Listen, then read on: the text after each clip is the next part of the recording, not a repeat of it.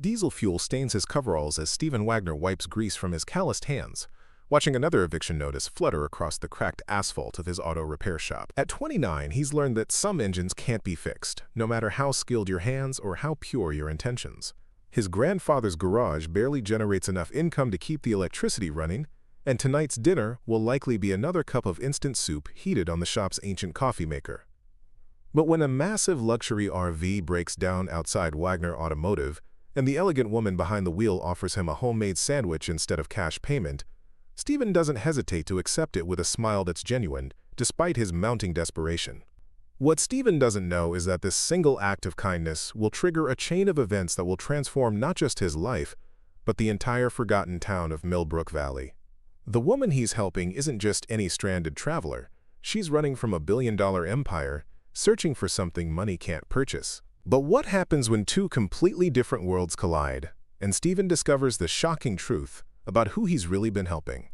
Before we dive deeper into this incredible story, tell us where you're watching from in the comments below, and if this tale of unexpected generosity moves you, make sure to hit that subscribe button, because tomorrow we have an even more extraordinary story waiting for you.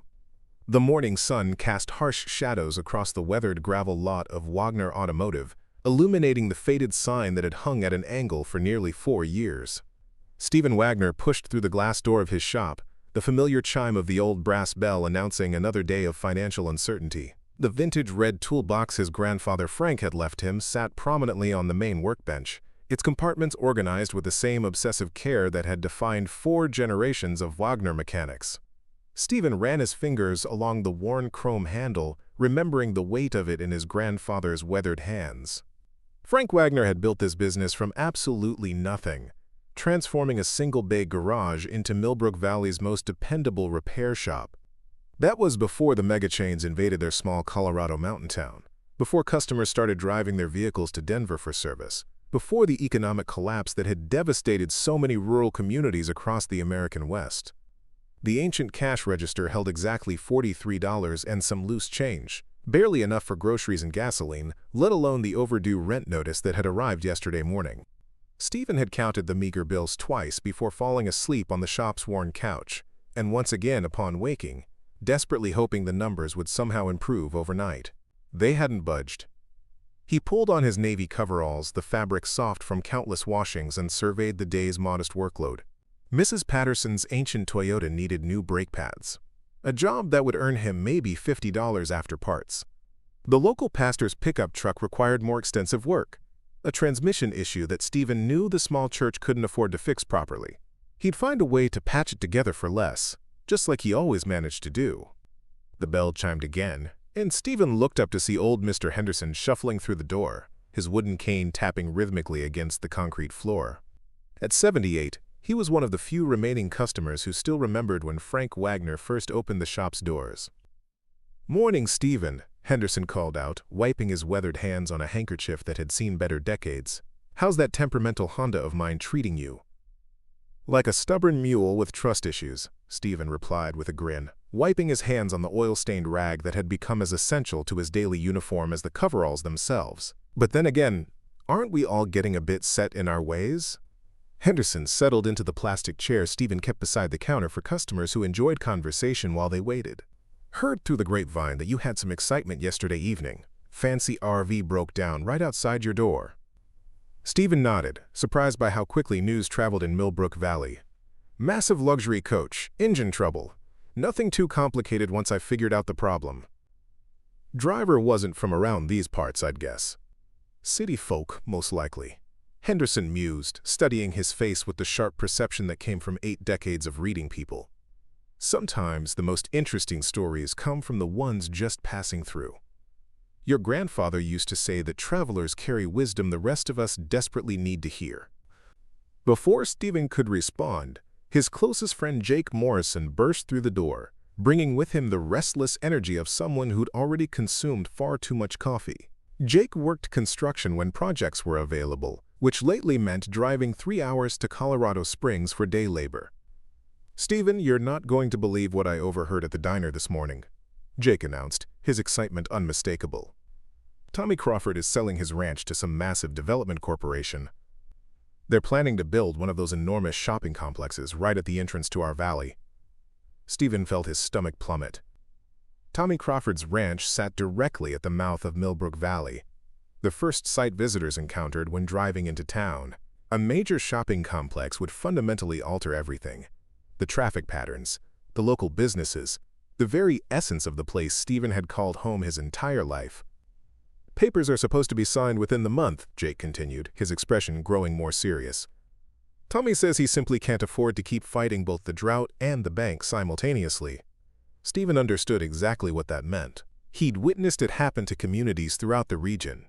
Big corporations moved in with their discount prices and extended hours, systematically strangling the local businesses that had served their communities faithfully for generations.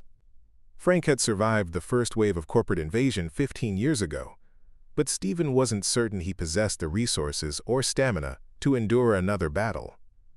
"Your grandfather didn't build this place to compete with those corporate giants," Henderson said gently, reaching over to pat Steven's grease-stained hand. "He built it to serve his neighbors. That's something no corporation can authentically replicate." "Tell that to my landlord when next month's rent comes due," Steven replied, immediately regretting the bitter edge in his voice. Henderson didn't deserve his frustration, and neither did Jake. The conversation was interrupted by Pastor Williams arriving for his scheduled oil change.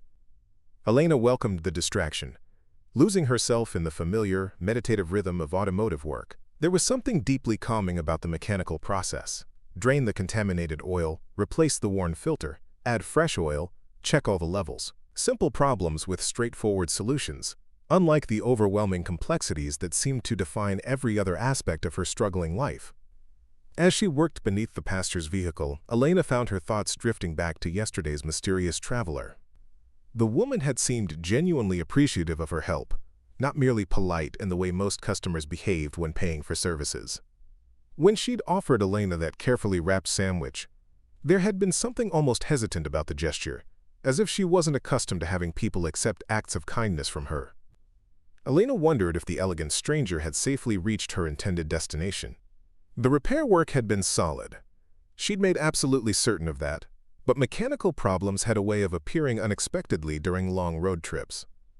The afternoon brought a steady parade of familiar faces, each customer carrying their own story of financial hardship, of making do with less, of desperately holding on to whatever they could in a world that seemed determined to leave small mountain towns behind. Elena fixed what she could afford to repair and creatively patched together what she couldn't, accepting payment in whatever form people could manage, sometimes cash, sometimes a home-cooked meal, sometimes merely a sincere promise to pay when circumstances improved. By evening, the $43 in the register had grown to $127, enough to keep the lights operational for another week, maybe two if she was extremely careful with expenses. Elena locked up the shop as the sun disappeared behind the towering peaks, painting the sky in brilliant shades of orange and purple that never failed to remind her why she'd chosen to remain in Millbrook Valley, despite all the financial hardships. As she walked the few blocks to her small apartment above the town's hardware store, Elena found herself reflecting on the choices that had led her to this crossroads. There had been opportunities to leave. A scholarship to engineering school that she'd declined to care for her ailing grandmother, job offers from larger shops in Denver that she'd turned down because Millbrook Valley was home. Tonight, settling into her threadbare armchair with takeout from the local diner, Elena allowed herself to hope that tomorrow might bring something better than mere survival. Preparing and narrating this story took us a lot of time, so if you are enjoying it, subscribe to our channel. It means a lot to us. Now back to the story. 3 days had passed since Steven's conversation with Jake about the development company, and the news had settled into his bones like a persistent ache. He'd spent the morning working on Mrs. Patterson's Toyota, trying to lose himself in the familiar comfort of mechanical problems that actually had solutions. The brake pads had gone in smoothly, and he'd even managed to resurface the rotors without charging extra small victories that used to feel more meaningful than they did today. The afternoon heat shimmered off the asphalt when Steven first noticed the massive RV approaching from the direction of the highway. It moved with the careful uncertainty of someone unfamiliar with mountain roads, slowing at each curve as if the driver was navigating by GPS rather than local knowledge. Steven watched from beneath the hood of Pastor Williams's pickup truck as the vehicle pulled into his parking lot, a gleaming luxury coach that probably cost more than Steven would earn in 5 years. The RV's engine made a sound that immediately caught her professional attention, a rough, irregular idle that spoke of fuel system problems or possibly something more serious in the electrical system. The driver's door opened with a soft hydraulic hiss, and Elena felt a spark of recognition as an elegant woman emerged. She looked different in the bright afternoon sunlight, more vulnerable somehow, without the protective cover of evening shadows to hide behind. Her designer clothes were wrinkled from travel, and her usually perfect hair showed signs of stress and exhaustion. But there was something in her posture, a careful composure that spoke of someone accustomed to handling crises with grace under pressure. "Excuse me," the woman called out, her voice carrying the same refined accent Elena remembered from their brief encounter. "I'm having some trouble with my RV. The engine keeps cutting out, and I'm not sure it's safe to drive much further." Elena straightened up, wiping her hands on a rag. "You're the lady from the other night. Didn't expect to see you back this way." The woman hesitated, and Steven caught a flicker of something in her expression. Uncertainty, maybe even relief. "Yes, well, my travel plans changed. I decided to explore more of this area, but this morning the RV started acting up about 30 miles north of here." Steven approached the massive vehicle, noting how the woman stepped back to give him space while maintaining a respectful distance. The engine's rough idle was even more pronounced up close, accompanied by an occasional sputter that suggested serious fuel delivery issues. "Sounds like your fuel pump might be failing," Steven said, listening carefully to the engine's rhythm, "or possibly a clogged fuel filter. Either way, it's not something you want to ignore if you're planning on driving through mountain passes." He popped the hood, revealing an engine compartment that was more complex than anything in his usual lineup of aging cars and pickup trucks. This was high-end automotive engineering, with systems and components that would require specialized knowledge to diagnose properly. "How long would something like that take to fix?" the woman asked, and Steven heard something in her voice that suggested the question carried more weight than simple convenience. "Depends on what exactly we're dealing with," Steven replied, studying the engine layout. "Could be a few hours, could be overnight if I need to order parts. The good news is, you're not in immediate danger of breaking down, but I wouldn't recommend driving any significant distance until we get it sorted out." The woman removed her sunglasses, and Steven found himself looking into the same troubled eyes that had stayed with him for days. Up close, he could see the fine lines of stress, the evidence of sleepless nights and difficult decisions. "Is there somewhere in town I could stay while you work on it?" she asked. "A hotel or bed and breakfast?" Steven almost smiled at the question. Millbrook Valley isn't exactly tourist territory, but Martha Rodriguez runs a bed and breakfast about 6 blocks from here. Clean rooms, excellent food, reasonable rates. She's the grandmother of the guy who owns that pickup truck I was just working on. "That sounds perfect," the woman said, and Steven saw relief flicker across her features. Would it be possible for you to give me a ride there when you close up? I don't want to impose, but I'm not familiar with the area." "No imposition at all," Steven replied, leading her toward the garage bay. "Martha's place is on my way home anyway. Let me pull your RV inside and run some diagnostics. Should have a better idea of what we're dealing with within the hour." As Steven maneuvered the luxury coach into his garage bay, he found himself stealing glances at his mysterious customer through the windshield. The woman sat quietly in the passenger seat, her hands folded in her lap, looking more relaxed than Steven had seen her during either of their previous encounters. "I'm Steven, by the way," he said as they climbed out of the RV. "Steven Wagner. This was my grandfather's shop before it was mine." "I'm Victoria," the woman replied, with just the slightest hesitation that Elena might not have noticed if she hadn't been listening carefully. "Victoria Sterling. And I really do appreciate this. You're going out of your way for a complete stranger." "In a town this size, strangers don't stay strangers for long," Elena said, opening the RV's hood and beginning her examination of the engine. "Besides, my grandmother always said that helping people was the best kind of advertising a business could have." The diagnostic process revealed exactly what Elena had suspected: a failing fuel pump, complicated by a partially clogged fuel filter that had been putting extra strain on the system. It was a repair she could handle, but she'd need to order the parts from her supplier in Colorado Springs. "Good news and bad news," Elena said, wiping her hands as she emerged from beneath the massive vehicle. "The good news is, it's definitely fixable, and you're not in any immediate danger. The bad news is I'll need to order the parts, which means overnight shipping if you want it done quickly." "How much?" Victoria asked, and Elena heard something in her voice that made her think money might be tighter than the expensive RV would suggest. Elena quoted her standard price, parts plus labor, and watched Victoria's face carefully. There was no visible reaction, no sharp intake of breath or worried frown that would indicate the cost was a problem. But there was something else, a look Elena couldn't quite interpret. "That's very reasonable," Victoria said finally. "Please go ahead and order the parts. I'll call Martha about a room for tonight." As Elena made the call to her parts supplier, she found herself observing Victoria through the shop's windows. The woman stood in the parking lot with her phone pressed to her ear, her free hand gesturing in what looked like an animated conversation.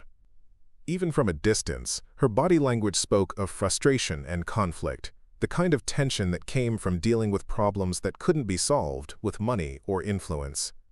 When Elena finished ordering the parts, she found Victoria waiting by the RV with a small overnight bag and what appeared to be a carefully wrapped package. "Martha says she has a room available," Victoria said. "She also insisted on making dinner for us both.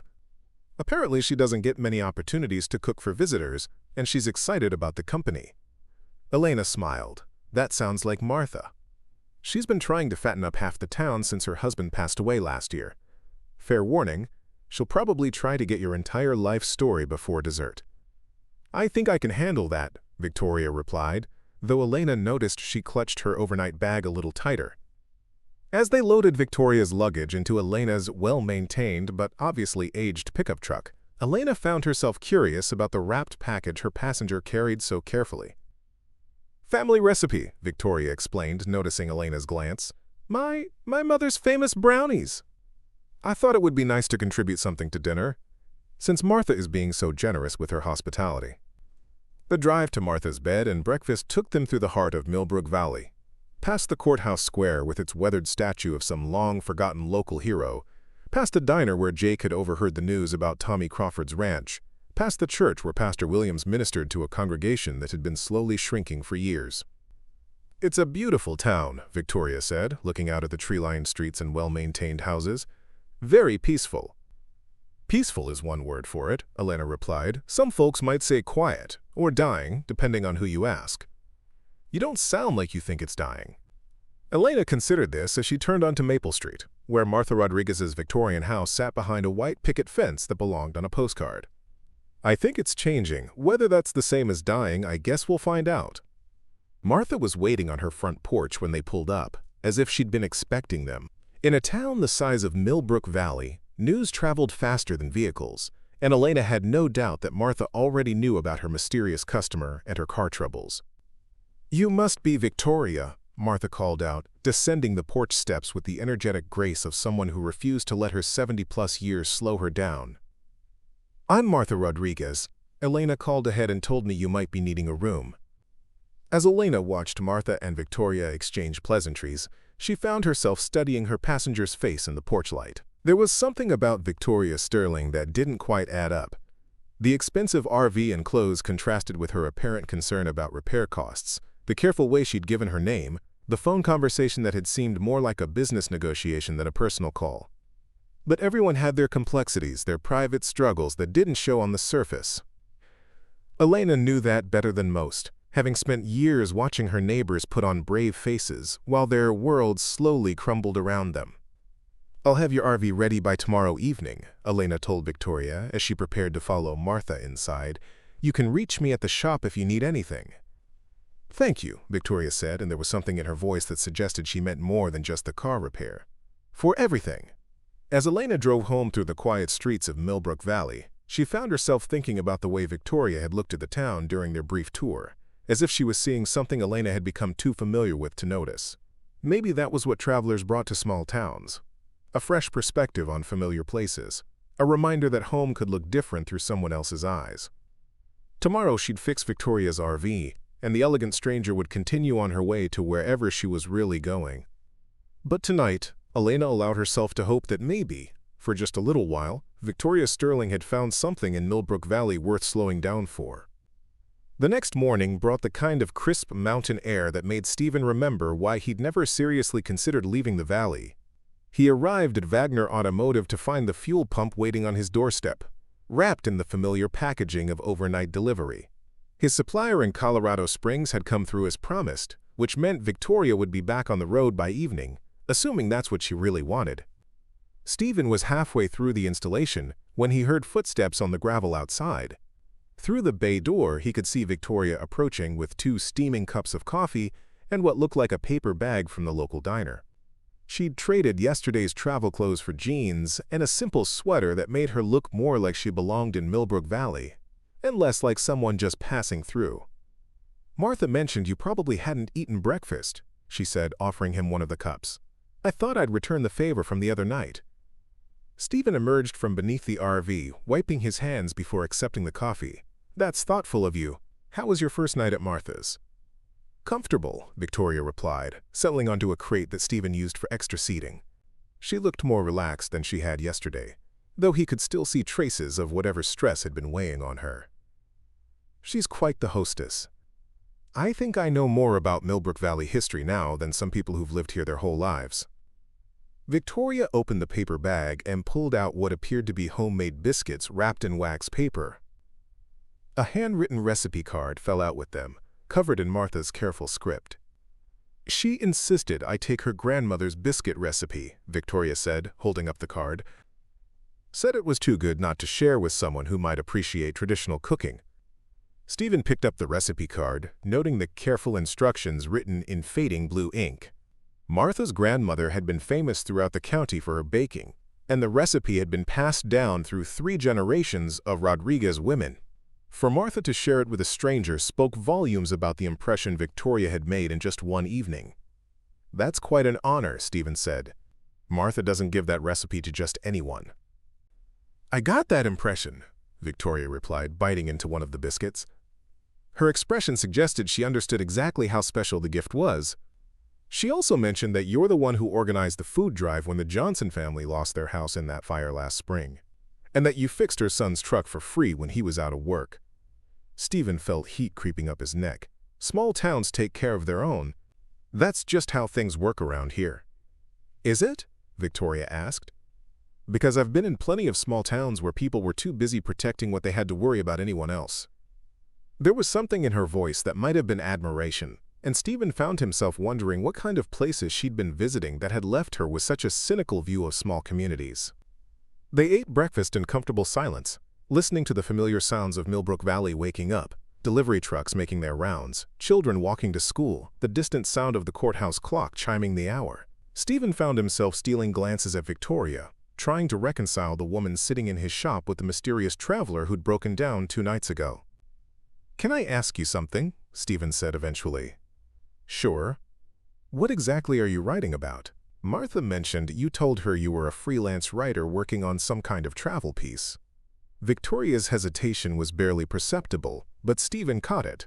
He'd spent enough years reading people, customers trying to downplay how much they could afford to pay, neighbors putting on brave faces during hard times, to notice such things. "I'm exploring stories about small towns that are trying to preserve their identity in the face of economic change," she said carefully. "Places like Millbrook Valley that are fighting to stay relevant." It was a plausible explanation, and it certainly fit with the kinds of conversations they'd been having, but something in the way she said it made Steven think she was choosing her words very carefully. "Have you been to many places like this?" he asked. "More than I care to count," Victoria replied, and for a moment her mask seemed to slip, revealing something that looked like genuine sadness. "Most of them are losing the fight." "And Millbrook Valley? What's your assessment so far?" Victoria looked around the shop, taking in the organized chaos of tools and parts, the photographs of Steven's grandfather from the early days of the business, the evidence of 3 generations of honest work. "I think Millbrook Valley has something that can't be bought or sold," she said. "The question is whether that's enough." Before Steven could ask what she meant, the conversation was interrupted by the arrival of Jake Morrison, who burst through the door with his usual energy and immediately stopped short when he saw Victoria. "Oh, sorry," Jake said, though his curiosity was obvious. "Didn't realize you had company. I just wanted to let you know that Tommy Crawford is moving up his timeline. Development company wants to close by the end of the month." Steven felt his stomach drop. "That's 2 weeks earlier than we thought." "Yeah, and it gets worse," Jake continued. "They're planning to break ground on the shopping complex before Christmas. 6 months from now, This whole area is going to be a construction zone." Victoria had gone very still during this exchange, her attention focused entirely on Jake's words. "What kind of development?" she asked. Jake glanced at Steven, who nodded for him to continue. "Big box stores, chain restaurants, probably a multiplex cinema. They're promising jobs and tax revenue, but anyone with half a brain knows what it really means for local businesses." "And there's no way to stop it?" Victoria asked. "Not unless someone comes up with enough money to outbid them," Steven said. "Tommy's been struggling for years. He needs the sale to pay off his debts." Victoria asked several more questions about the development, displaying a level of interest that seemed to go beyond mere journalistic curiosity. She wanted to know about the approval process, the environmental impact studies, the timeline for construction. Her questions were informed, the kind someone with business experience might ask. After Jake left, Victoria seemed lost in thought. Steven returned to work on her RV, stealing occasional glances at her as she sat with Martha's recipe card in her hands, staring out at the street beyond the shop. "You know," she said eventually, "there might be other options." "Such as?" "What if someone were to make Tommy Crawford a better offer? Not necessarily to buy the ranch, but to lease it or to invest in making it profitable again?" Steven looked up from the engine compartment. "That would take serious money, more than anyone around here has to spare." "But not impossible money," Victoria said. "Not if someone really wanted to preserve what this place represents." There was something in her tone that made Steven pause. "You sound like you might know someone with that kind of resources." Victoria's laugh was carefully casual. "I'm a freelance writer, Steven. I don't exactly travel in billionaire circles."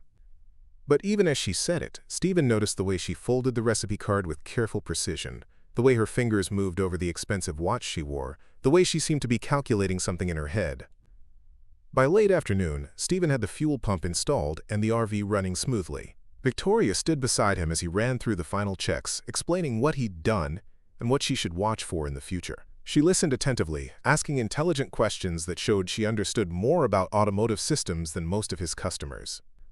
"That should take care of your immediate problems," Steven said, closing the hood. "Though I'd recommend having the whole fuel system cleaned when you get wherever you're going.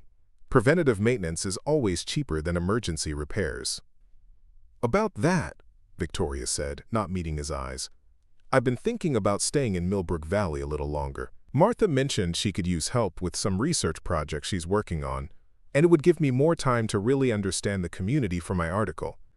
Steven felt a flutter of something that might have been hope. "How much longer?" "I'm not sure yet. A few weeks, maybe more." She looked up at him then, and Steven saw something vulnerable in her expression. Would that be all right with you?" "It's not up to me where you stay," Steven replied, though he couldn't quite keep the smile out of his voice. "But I'd be lying if I said I wasn't curious to see what conclusions you reach about Millbrook Valley." "And I'd be lying if I said my interest was purely professional," Victoria admitted. "I haven't felt this settled in a very long time." As Steven watched Victoria drive away in her repaired RV, heading back to Martha's bed and breakfast instead of toward the highway, he found himself wondering what exactly had brought her to Millbrook Valley. Whatever it was, he was grateful for it. For the first time in months, tomorrow felt like it might hold something worth looking forward to. The evening light was beginning to fade as Steven locked up the shop, and he could see the lights coming on in houses throughout the valley. Families gathering for dinner, children finishing homework, the comfortable routines of a community that had learned to take care of its own. It was a life worth protecting, Steven thought, even if he wasn't entirely sure how to do it. A week had passed since Victoria decided to extend her stay in Millbrook Valley, and Steven found himself looking forward to her daily visits to the shop with an anticipation that surprised him. She'd taken to arriving mid-morning with coffee and something from Martha's kitchen, settling into what had become her unofficial spot on the old crate while Steven worked. Their conversations had grown easier, more natural, though Steven still sensed layers beneath her surface that she wasn't ready to reveal. Today she appeared with a thermos of soup and news that Martha had put her to work organizing the town's historical society archives. "I never realized how much history a place like this could accumulate," Victoria said, ladling soup into 2 bowls Steven kept in his small office area. "Martha has documents going back to the 1800s. "Find anything interesting?" Steven asked, accepting the bowl gratefully. Martha's soup was legendary in Millbrook Valley, and Steven rarely had the luxury of a proper lunch. "Your family's been here longer than I thought," Victoria replied, pulling a small metal object from her pocket. "I found records of a Samuel Wagner who opened the first blacksmith shop in 1887. Any relation?" "My great-great-grandfather," Steven said, feeling the familiar pride that came with being part of something larger than himself. The blacksmith shop became a carriage repair business, then an automobile garage when cars started showing up. "My great-grandfather was the first mechanic in the county certified to work on Model T Fords." Victoria handed him the small object, a tarnished medal on a faded ribbon. "Martha thought you should have this. She found it in a box of your grandfather's things that got mixed in with the Historical Society donations." Steven's breath caught as he recognized his grandfather's Bronze Star, awarded for actions during the Korean War that Frank Wagner had never talked about in detail. Steven had assumed it was lost when they'd cleared out his grandfather's house after the funeral. "Grandpa never liked to make a big deal about this," Steven said, running his thumb over the worn bronze surface. "He used to say that real heroes were the ones who didn't come home." "Martha mentioned he carried 3 wounded men to safety during a retreat," Victoria said quietly. "That sounds like him. He never could stand by when someone needed help, even if it cost him." Steven carefully placed the medal on his workbench next to the toolbox that had been his grandfather's pride and joy. Frank had come home different from the war, according to Steven's father, quieter, more serious about the things that really mattered. "The apple doesn't fall far from the tree, it seems," Victoria observed. "Martha told me about the time you drove through a blizzard to fix Mrs. Peterson's furnace on Christmas Eve, or when you spent your own money to repair the church van after that accident." "Those weren't heroic acts," Steven said, uncomfortable with the praise the way he always was when people tried to make him out to be something special. "They were just necessary. You do what needs doing. That's how my grandfather raised me." "Is that why you turned down the engineering scholarship?" Victoria asked. "Because it was necessary to stay?" The question hung in the air between them, more direct than Victoria had been before. Steven found himself wanting to answer honestly, though he wasn't entirely sure why her opinion mattered so much to him. "Partly," he admitted. "Grandpa was sick, and someone needed to keep the business running. But if I'm being completely honest, I was also scared. Scared of leaving everything I knew, scared of failing somewhere bigger and more competitive than Millbrook Valley." "Do you regret it?" Steven considered this as he worked on replacing the alternator in Pastor Williams's sedan. "I used to think I did, but lately I'm not so sure. There's something to be said for knowing your place in the world, for being part of something that matters to people." Victoria was quiet for a long moment, stirring her soup thoughtfully. "What if you could have both, the education and the community connection?" "What do you mean?" "There are online programs now, distance learning options that might let you pursue engineering while still staying here. Or what if the business could grow in a way that used those skills you never got to develop?" It was an intriguing thought, one that Steven had never seriously considered. "I'm not sure there's enough demand in a place like Millbrook Valley to support that kind of expansion." "Maybe not for traditional automotive repair," Victoria said, "but what about specialized restoration work? Classic cars, vintage tractors, that kind of thing. You'd be surprised how much collectors are willing to pay for someone who really knows what they're doing." Steven paused in his work, struck by the sophistication of her thinking. For someone who claimed to be a freelance writer, Victoria seemed to have an unusually keen understanding of business development and market opportunities. "You sound like you've given this some thought," he said. "I've been thinking about a lot of things since I got here," Victoria replied, and there was something vulnerable in her voice that made Steven look up from the engine. "About what makes a place worth preserving, and what kinds of changes actually help versus the ones that just consume everything good about a place." Their conversation was interrupted by the arrival of Mrs. Chen, who needed a ride to her doctor's appointment in the next town over. Steven had been giving her rides for years, ever since her eyesight had gotten too poor for her to drive safely. It was a 40-minute round trip that he couldn't really afford to take during business hours, but Mrs. Chen had been a friend to his family for decades. "I could drive her," Victoria offered when Steven explained the situation. "I mean, if she's comfortable with that. I don't have anything else planned for this afternoon." Mrs. Chen studied Victoria with the sharp eyes that age hadn't dimmed. "You sure you don't mind, dear? I know you didn't come to Millbrook Valley to chauffeur around old ladies." Actually, I think that might be exactly why I came here. Victoria replied with a smile that seemed to surprise her with its honesty. I just didn't know it at the time. As Steven watched Victoria help Mrs. Chen into the passenger seat of her RV, adjusting mirrors and seat positions with patient care, he found himself seeing her in a new light. There was something about the way she moved, the way she took charge of the situation with quiet confidence, that suggested she was used to taking care of people, though perhaps in very different circumstances than this. When they returned 2 hours later, Mrs. Chen was chattering animatedly about the ride, praising Victoria's driving and her thoughtful questions about the area's history. "She's a keeper, that one," Mrs. Chen told Steven as Victoria helped her to her own car. "Don't let her get away." After Mrs. Chen left, Steven and Victoria found themselves alone in the shop as the afternoon light began to fade. Victoria had stayed to help him finish the alternator installation, handing him tools and asking questions about the electrical system with the kind of focused attention that made the work go faster. "Can I ask you something personal?" Steven said as they cleaned up for the day. "Sure. What made you decide to become a writer? It seems like you could have done anything you wanted." Victoria's hand stilled on the rag she was using to wipe down tools. "What makes you think I could have done anything I wanted?"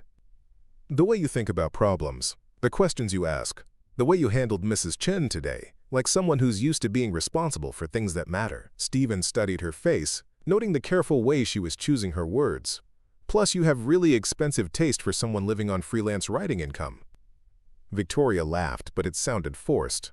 "Maybe I'm just good with money." "Maybe," Steven replied, "or maybe there's more to your story than you're telling me." For a moment, Steven thought she might open up, might trust him with whatever truth she was carrying. But then something shifted in her expression, a wall going back up. "Everyone has their complications," Victoria said. "Some of us just prefer to keep them private." "Fair enough," Steven replied, though he couldn't shake the feeling that Victoria's complications were bigger than most. "But for what it's worth, whatever brought you to Millbrook Valley, I'm glad you decided to stay." Victoria's smile was genuine this time, reaching her eyes in a way that made Steven's chest tighten. "So am I." As they locked up the shop together, Steven found himself hoping that whatever secrets Victoria was keeping, they wouldn't be the kind that eventually forced her to leave. Because somewhere in the space between her arrival and tonight, Steven had started to believe that maybe the future could hold something better than just getting by. And if Victoria was right about falling for each other, then losing her now would hurt in ways that Steven wasn't sure he was prepared to handle. The evening air carried the scent of autumn leaves and the promise of an early winter, but for the first time in months, Steven felt warm as he walked home through the familiar streets of Millbrook Valley. Tomorrow would bring new challenges, new bills to worry about, new decisions to make about the future of his grandfather's shop. But tonight, it was enough to know that someone who understood the value of what they were trying to preserve would be there to help him figure it out. 2 weeks into Victoria's extended stay, Steven had begun to think of her presence in his daily routine as natural as sunrise. She'd established herself as an unofficial part of the shop's ecosystem, arriving each morning with coffee and staying through the afternoon, helping with small tasks and engaging customers in conversations that left them smiling. Martha had put her to work not just with the Historical Society, but also helping coordinate the upcoming Harvest Festival, Millbrook Valley's biggest annual event. Steven was under the hood of Jake's pickup truck when he heard Victoria's phone ring for the 3rd time that morning. Each call had sent her stepping outside, her voice dropping to urgent whispers that carried a tension completely at odds with the relaxed person she'd become around town.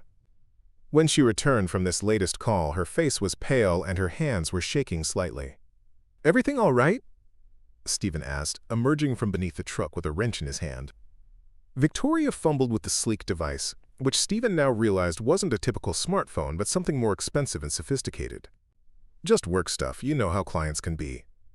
"Must be some demanding clients to call this early in the morning," Steven observed. "Deadlines wait for no one," Victoria replied, but her laugh sounded hollow. "I should probably find somewhere with better cell reception to call them back." Steven watched her gather her things with movements that seemed almost frantic, so different from the calm competence she'd displayed over the past weeks. "Victoria, if something's wrong—" "Nothing's wrong," she said quickly, then seemed to catch herself. "I mean, nothing I can't handle. It's just complicated business stuff. Boring contract negotiations."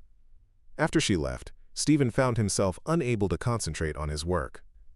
The woman who'd just rushed out of his shop bore little resemblance to the thoughtful person who'd been helping Mrs. Chen organize her medication schedule and teaching Martha's granddaughter how to change a tire. There were layers to Victoria Sterling that went far deeper than freelance writing, and Steven was beginning to suspect that her complications might be the kind that could hurt people. That evening, Steven found Victoria sitting alone on Martha's front porch, staring out at the mountains with an expression of such profound sadness that it made his chest ache. She looked up as he approached, attempting a smile that didn't quite reach her eyes. "Mind if I join you?" he asked. "Please," Victoria said, moving over on the porch swing to make room for him. "I was just thinking about how peaceful it is here, how quiet." "You say that like it's a good thing." "It is. Where I come from, quiet is rare." Victoria pulled her sweater tighter around herself, though the evening wasn't particularly cold. There's always something demanding attention, always some crisis that can't wait, always someone who needs something from you right now.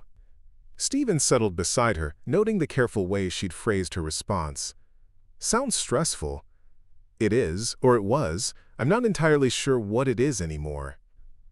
Victoria turned to look at him, and in the porch light, Steven could see the exhaustion that she'd been hiding behind her careful composure. "Can I tell you something?" "Of course." "I haven't felt like myself in years. Not until I came here." Victoria's voice was quiet, almost wondering. I'd forgotten what it felt like to have conversations that mattered. To help people, without expecting anything in return. To be somewhere where what you do is more important than what you have. "Millbrook Valley has a way of putting things in perspective," Steven agreed. "Sometimes I think that's why people either love it or can't wait to leave." "Which category do I fall into?" Steven studied her face, seeing vulnerability there that she rarely allowed to show. "I think you're someone who's trying to figure out where she belongs." Victoria was quiet for a long moment, her fingers worrying at the edge of her sweater. "What if where you belong isn't where you're supposed to be? What if the life you've built for yourself isn't actually your life at all?" The question hung in the air between them, loaded with implications that Steven didn't fully understand but could feel the weight of. "Then I guess you have to decide what matters more," he said. "What you're supposed to do, or what feels right." "It's not that simple." "Isn't it? I mean, I know it feels complicated when you're in the middle of it. But sometimes the right choice is just the one that lets you sleep at night." Victoria laughed, but there was no humor in it. "I haven't slept well in months. Not until this week." "And this week?"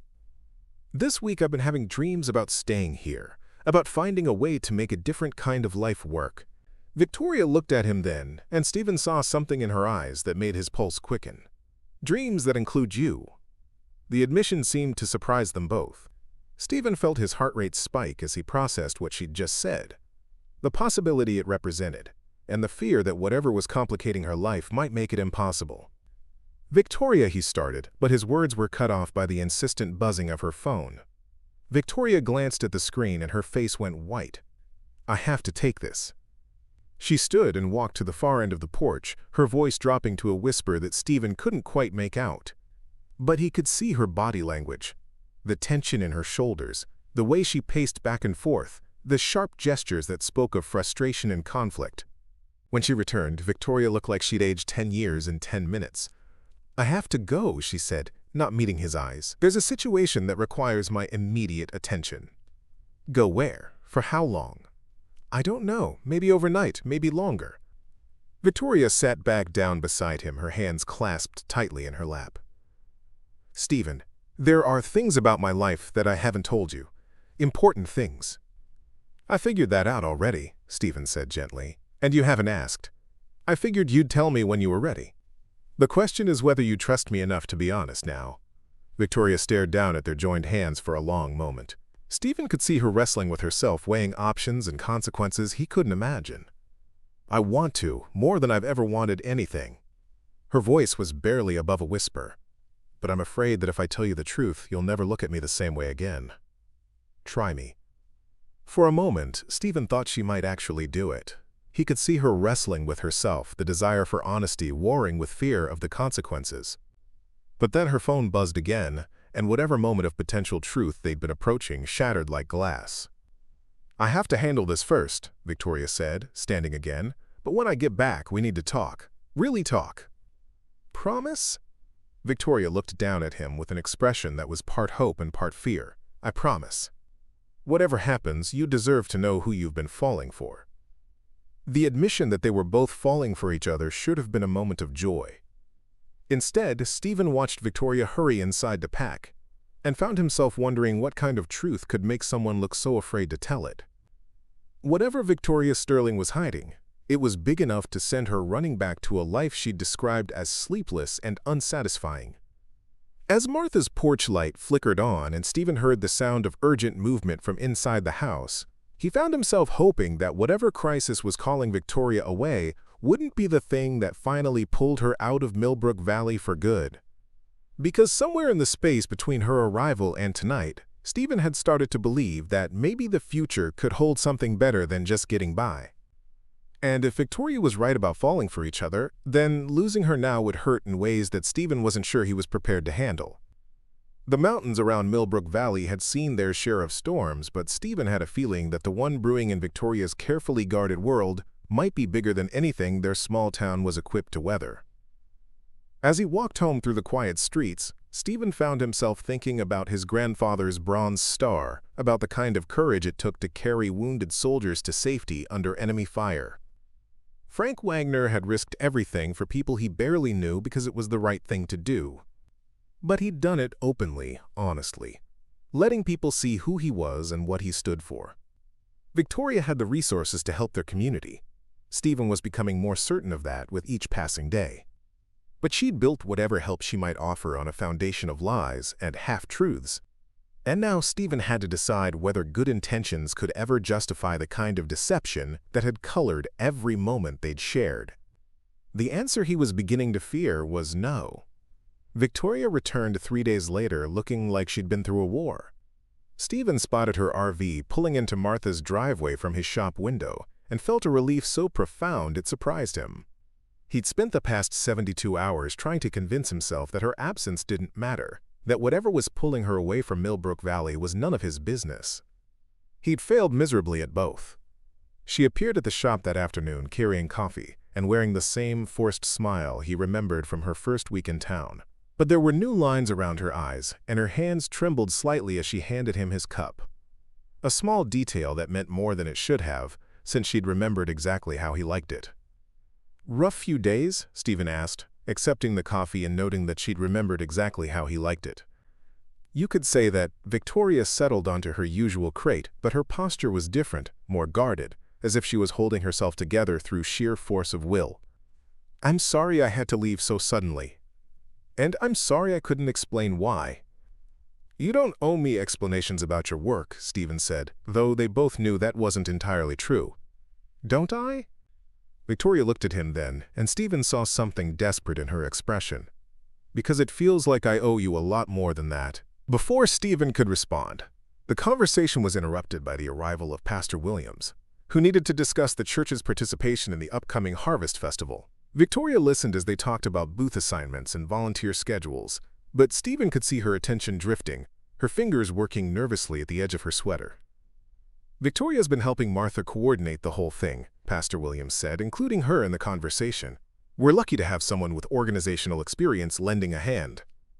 "It's been my pleasure," Victoria replied, but her voice lacked its usual warmth, "though I'm not sure how much longer I'll be able to help." Steven felt his stomach drop at the words, but Pastor Williams continued as if he hadn't heard the implicit threat of departure.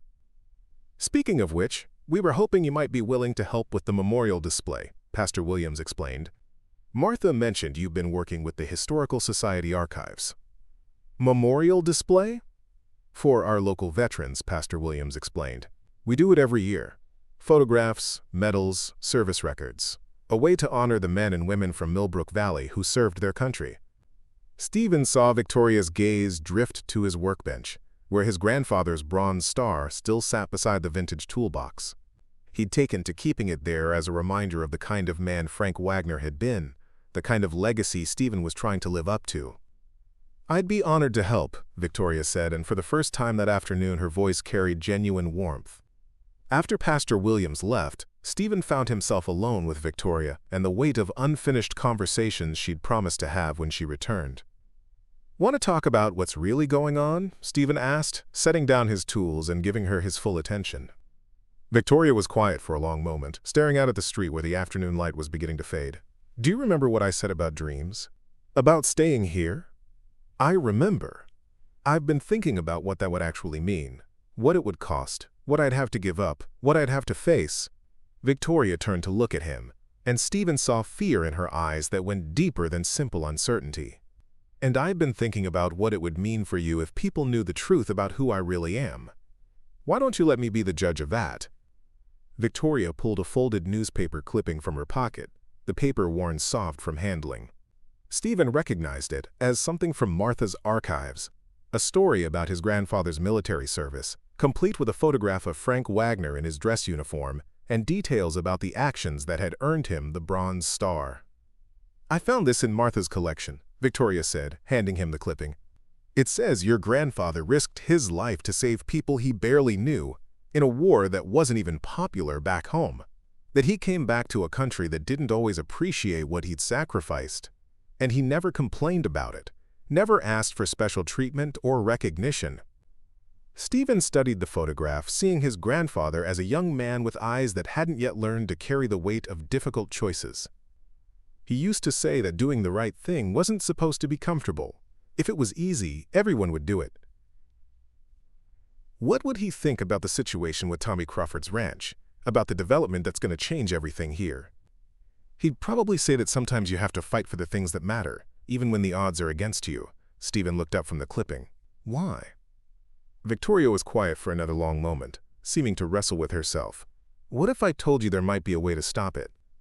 To save the ranch and preserve what makes Millbrook Valley special? I'd ask what it would cost, and whether you're sure it's worth it." "It would cost me almost everything I've built for myself over the past 10 years. My career, my reputation, probably most of my personal relationships." Victoria's voice was steady, but Steven could see the fear beneath her calm exterior. "And I'd have to tell you things about myself that might change how you see me." Steven set the newspaper clipping aside and moved closer to her, close enough to see the flecks of gold in her brown eyes. "Victoria, I don't know what you think I'm going to judge you for, but I'm not who I told you I am," she said in a rush, as if the words had been building pressure behind a dam that had finally burst. "I'm not a freelance writer. I don't live paycheck to paycheck or worry about whether I can afford car repairs." Steven felt something cold settle in his stomach, but he kept his voice steady. "Then who are you?"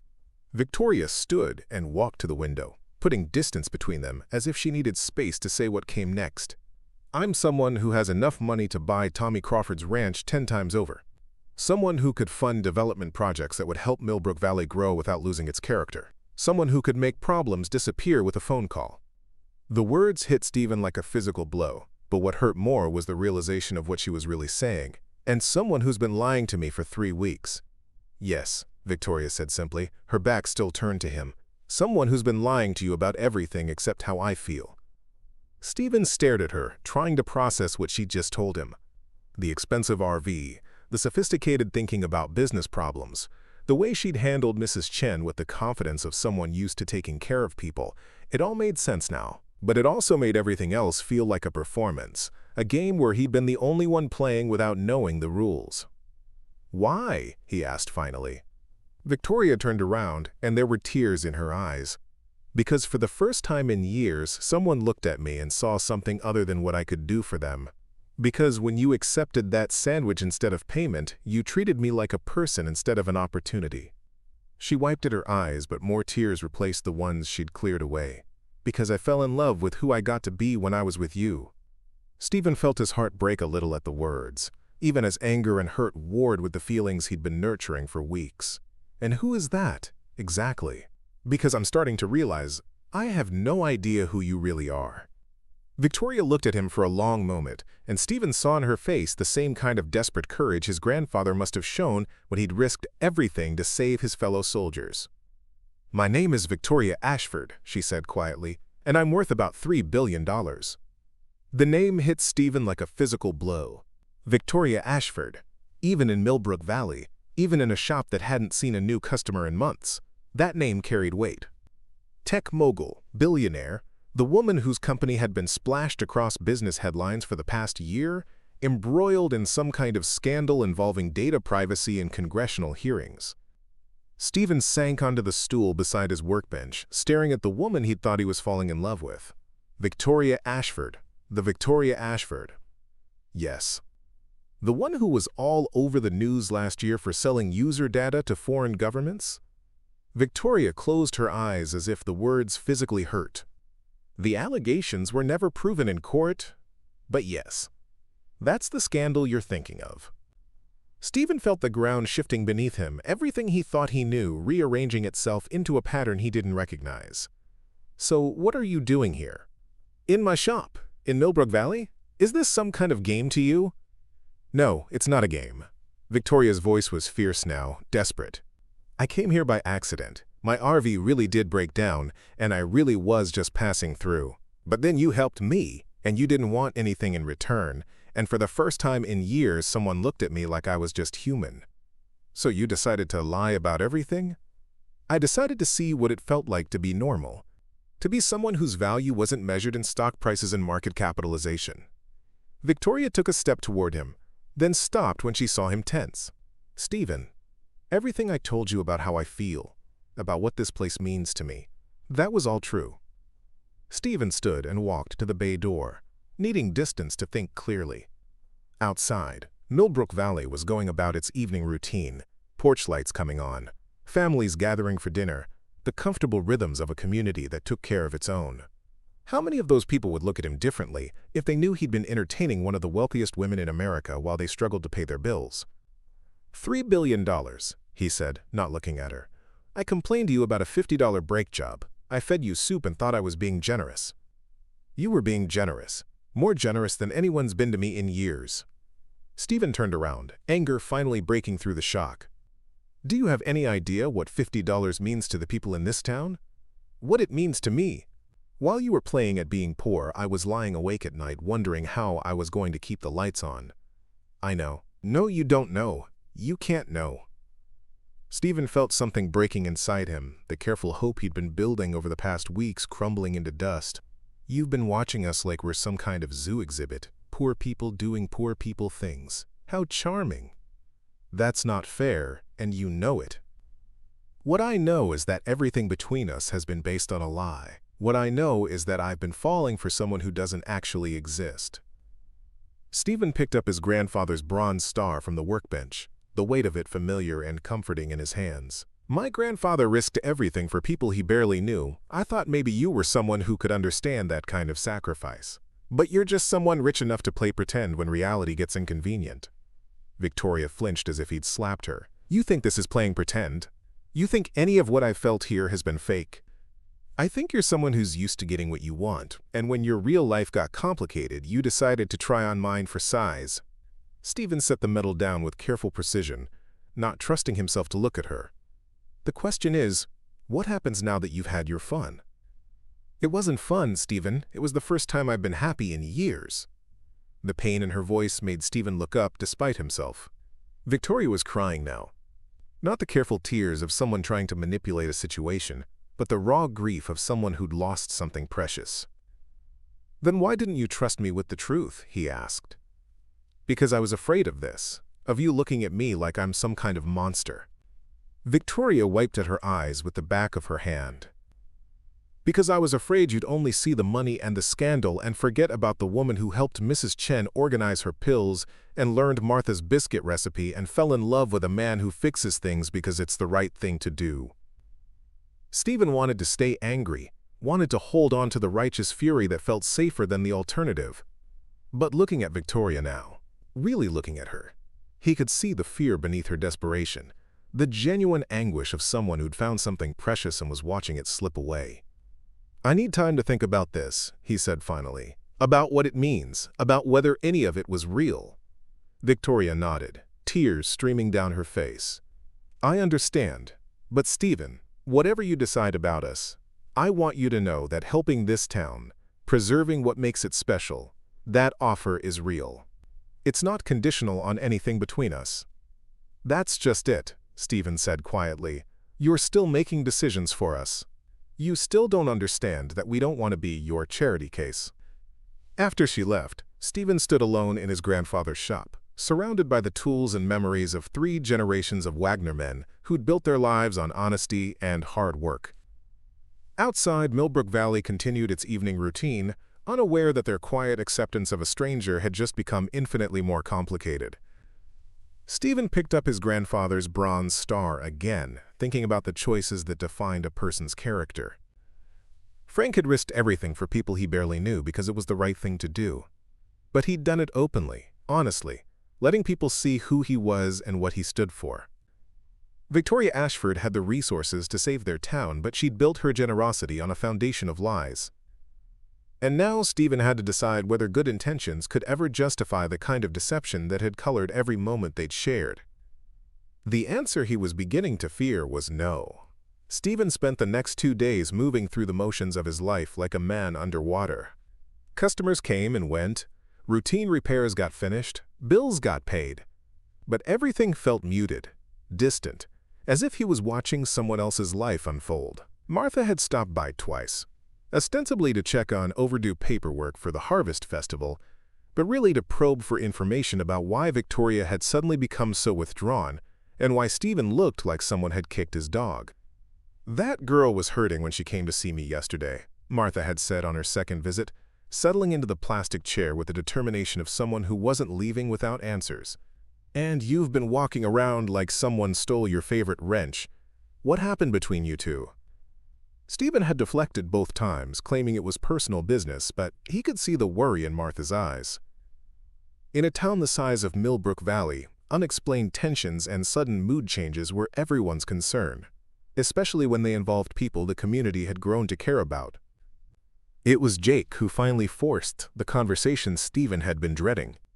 "So I did some digging on that ranch deal," Jake announced, bursting into the shop on Thursday afternoon with his usual energy. "You want to know who made the counter-offer?" Steven looked up from the transmission he was rebuilding, dreading what was coming. "Not really. Ashford Technologies, through about 6 layers of shell companies and legal firms. But I traced it back." Jake's excitement was palpable. "Do you know what this means? Victoria Ashford herself is trying to save Millbrook Valley." Steven set down his wrench and faced his friend. "How do you know that name?" "Come on, Steven. I may live in the mountains, but I'm not completely cut off from the world. She's been all over the news for months. Tech billionaire, congressional hearings, the whole 9 yards. Jake paused, studying Steven's expression. "You don't look surprised." "I'm not." Jake's eyes widened as understanding dawned. "Victoria. Victoria Sterling. That's not her real name, is it?" "No, it's not." Jake sank onto a nearby crate, processing this information. "Holy hell, Steven, you've been dating Victoria Ashford." "I've been dating someone who was pretending to be a freelance writer named Victoria Sterling. Turns out those are 2 very different people." "Are they?" Jake leaned forward, his expression serious. "I mean, I talked to her plenty of times. She seemed pretty genuine to me." Steven felt a flash of anger at Jake's casual dismissal of what felt like a profound betrayal. "She lied about everything, Jake. Her name, her job, her entire life story. How is that genuine? Maybe she lied about the facts, but she didn't lie about caring about this place. Or about caring about you." Jake studied Steven's face. "Do you have any idea what she's risking by getting involved here? The scandal she's dealing with, the congressional investigation, getting tied to some small town in Colorado, is the last thing her PR people would want. So why is she doing it? Maybe because she meant what she said about this place mattering to her. Maybe because, despite all the money and fames, she's still human." Jake stood and walked to the window, looking out at the street where they'd both grown up. "Steven, do you have any idea what $3 billion could do for Millbrook Valley?" "I have an idea what $3 billion worth of guilt could do to destroy what makes this place special," Steven replied. "You really believe that?" Steven paused, remembering the way Victoria had looked when she'd helped Mrs. Chen to her doctor's appointment, the careful attention she'd paid to Martha's stories about the town's history, the tears in her eyes when she'd finally told him the truth. "I don't know what I believe anymore." Their conversation was interrupted by the arrival of Pastor Williams. who wore the expression of someone bearing difficult news. "Steven, Jake, I'm glad you're both here. We need to talk about the Harvest Festival." "What about it?" "The town council met last night. There are some people who think we should cancel it this year, given all the uncertainty about the development." Pastor Williams settled into Martha's usual chair, looking older than Steven had ever seen him. "They're worried about spending money on a celebration when we don't know what's going to happen to the town." Jake leaned forward. "But what about the counteroffer? That should solve the development problem." "That's part of the issue. Nobody knows who made the offer or what their intentions really are. Some folks are worried we're jumping from the frying pan into the fire." Pastor Williams looked directly at Steven. "There are also concerns about outside influence, about people with their own agendas getting involved in our affairs." Steven felt his stomach tighten. "What kind of concerns?" "The kind that come up when strangers with lots of money start making decisions that affect a whole community." Pastor Williams's voice was gentle but pointed. "Steven, I don't know what's going on between you and Victoria, but people are starting to ask questions. And some of those questions aren't very charitable." The weight of the situation settled on Steven's shoulders like a physical burden. He'd been so focused on his own feelings of betrayal that he hadn't considered how Victoria's revelation might affect the entire community. But in a place like Millbrook Valley, where everyone knew everyone else's business, secrets had a way of becoming public problems. "What kind of questions?" Steven asked. "Whether she's really who she said she was, whether her interest in our town was genuine, or if she was here for some other reason." Pastor Williams studied Steven's face carefully, whether people who trusted her with their stories and their kindness were being taken advantage of. Steven thought about Mrs. Chen, who'd shared family photographs and childhood memories during their car rides. About Martha, who'd given Victoria her grandmother's recipe and invited her to help with the historical society. About the dozens of small interactions where people had opened their lives to someone they believed was just a fellow traveler looking for connection. "They weren't being taken advantage of," Steven said quietly. "I believe that." "Belief isn't the same as proof," Pastor Williams replied. "And in times of uncertainty, people tend to assume the worst about situations they don't understand." Jake cleared his throat. "Pastor, what if people knew the truth about who made the counteroffer and why?" "That depends on what the truth actually is, and whether it's the kind of truth that brings people together or drives them apart." After Pastor Williams left, Steven and Jake sat in the growing dusk of the shop, both lost in their own thoughts. The familiar sounds of Millbrook Valley settling into evening, screen doors closing, dogs barking, the distant sound of television programs, seemed to emphasize the weight of the decisions that lay ahead. "You have to talk to her," Jake said finally. "I don't have to do anything." "Come on, Steven, this isn't just about you anymore. The whole town is caught up in this now." Jake stood and walked to the window, looking out at the street where they'd both grown up.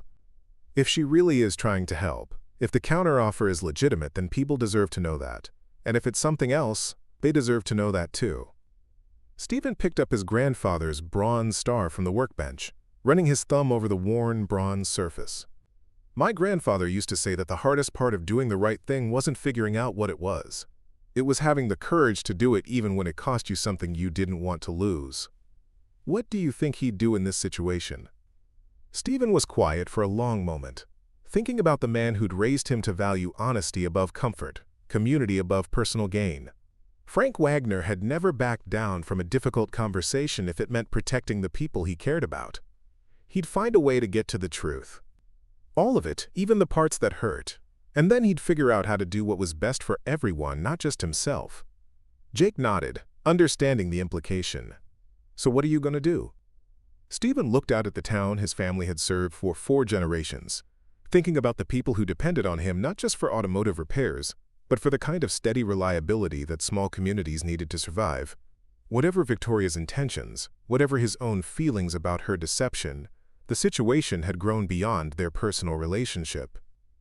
"I'm going to find her," Steven said, "and I'm going to get the whole truth, not just the parts she thinks I can handle." "And if the truth is worse than you expected?"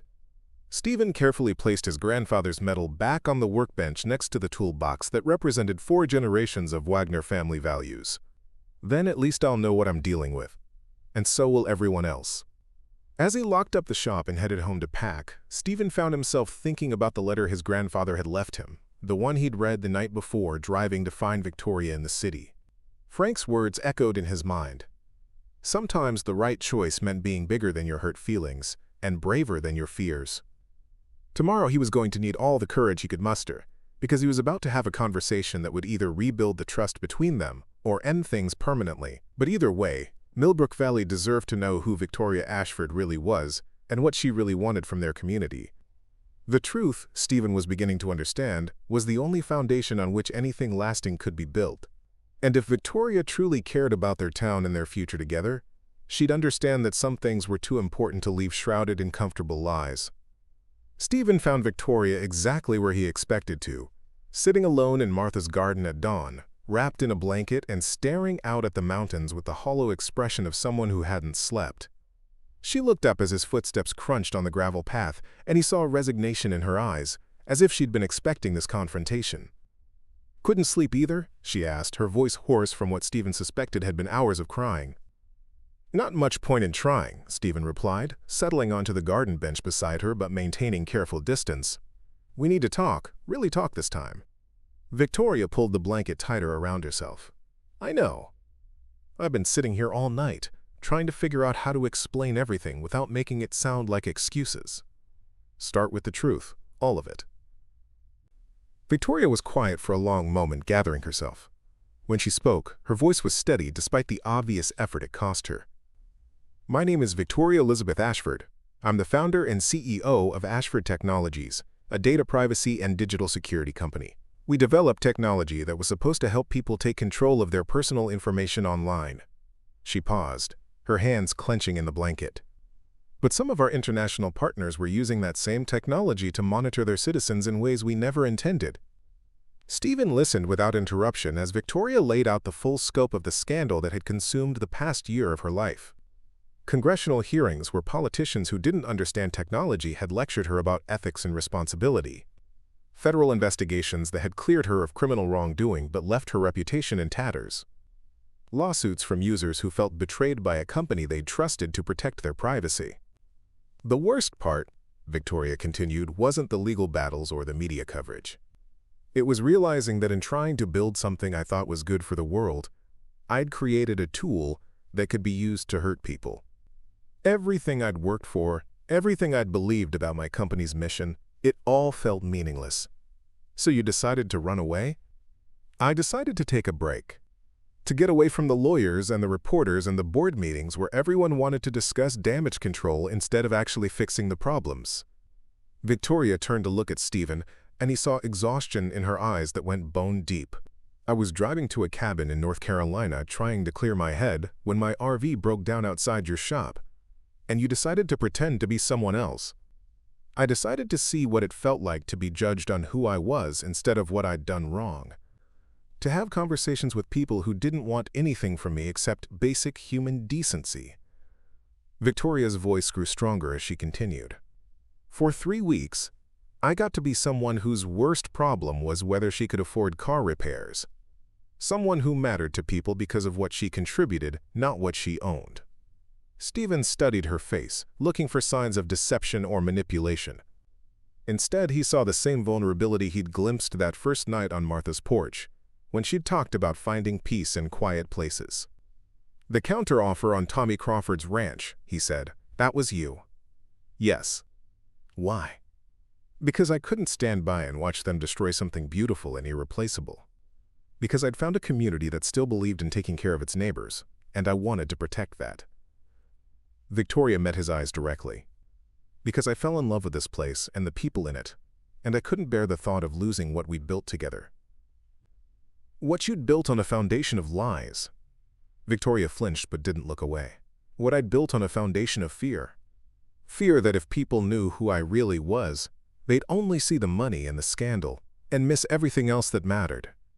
Steven felt something shifting inside him, the anger that had sustained him for the past few days beginning to crack. But he wasn't ready to let go of it entirely. "Do you have any idea what the past 3 days have been like?" he asked. "People in town are asking questions. Pastor Williams thinks we should cancel the Harvest Festival because everyone's so confused about what's happening. Mrs. Chen keeps asking me if you're all right because you look so upset when you saw her yesterday. I know, Martha told me some of what people are saying. Victoria's voice was barely above a whisper. I never wanted to hurt anyone. I never wanted to make things complicated for the community. But you did. The moment you decided to get involved in our problems without being honest about who you were, you made it complicated.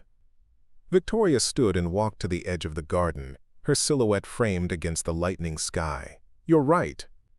I was thinking about what I wanted to preserve, not about what the community actually needed. I was trying to fix things the way I always fix things, by throwing money at the problem and hoping it would go away. And now? Now I realize that real change, lasting change, has to come from the people who actually live here. It has to be their choice, their decision about what kind of future they want. Victoria turned back to face him. Steven, I want to tell everyone the truth. All of it. I want to let the community decide for themselves whether they trust me enough to accept my help. Steven felt his heart skip a beat.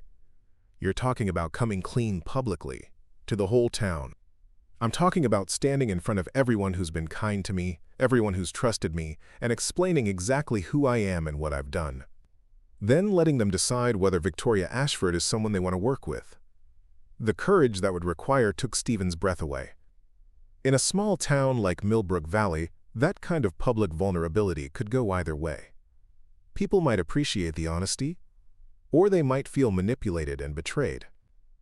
Victoria would be risking not just her relationship with Steven, but her connection to the entire community that had welcomed her. What about your reputation? Your company? Getting involved with a small town in Colorado can't be what your lawyers and PR people want. Victoria's laugh was bitter. My reputation is already shot. As for my company, I've been thinking about making some changes anyway. Maybe it's time to focus on projects that actually matter, instead of just ones that make money. Steven stood and joined her at the edge of the garden, looking out at the town that was slowly waking up around them. Lights were coming on in houses throughout the valley, families beginning their morning routines, the comfortable rhythms of a community that had learned to trust each other. You're sure about this? He asked. I'm sure that I can't keep living a lie. I'm sure that this community deserves better than secrets and half-truths. Victoria looked at him, and Steven saw determination replacing the fear that had dominated her expression. And I'm sure that if there's any chance for us, any real chance, it has to be built on complete honesty. Steven felt something loosening in his chest, the careful walls he'd built around his anger beginning to crumble. When? Tonight. At the Harvest Festival planning meeting. Everyone will be there anyway, and they deserve to hear this before they make any decisions about accepting help from my company. The Harvest Festival meeting was held in the high school gymnasium, the only space large enough to accommodate everyone who wanted a say in the community's future. By 7 o'clock, the bleachers were packed with faces Steven had known his entire life. Neighbors, customers, friends, and family members who'd watched him grow up and who trusted him to help guide important decisions. Steven stood at the front of the room with Victoria beside him, looking out at a sea of expectant faces. Martha sat in the front row, her expression concerned but supportive. Jake was there with his family, along with Pastor Williams, Mrs. Chen, Tommy Crawford, and what looked like half the county. The weight of their collective attention felt heavier than any engine Steven had ever lifted, but he drew strength from the memory of his grandfather's words about courage and doing the right thing even when it cost you. Most of you know me, Steven began, his voice carrying clearly in the hushed gymnasium. You know my family, you know my work, and you know I've never been much for public speaking. But tonight, I need to tell you something that's going to change how you think about our town and about the choices we're facing. He paused, looking down at Victoria, who nodded encouragingly, despite the obvious terror in her eyes. 3 weeks ago, a stranger's car broke down outside my shop.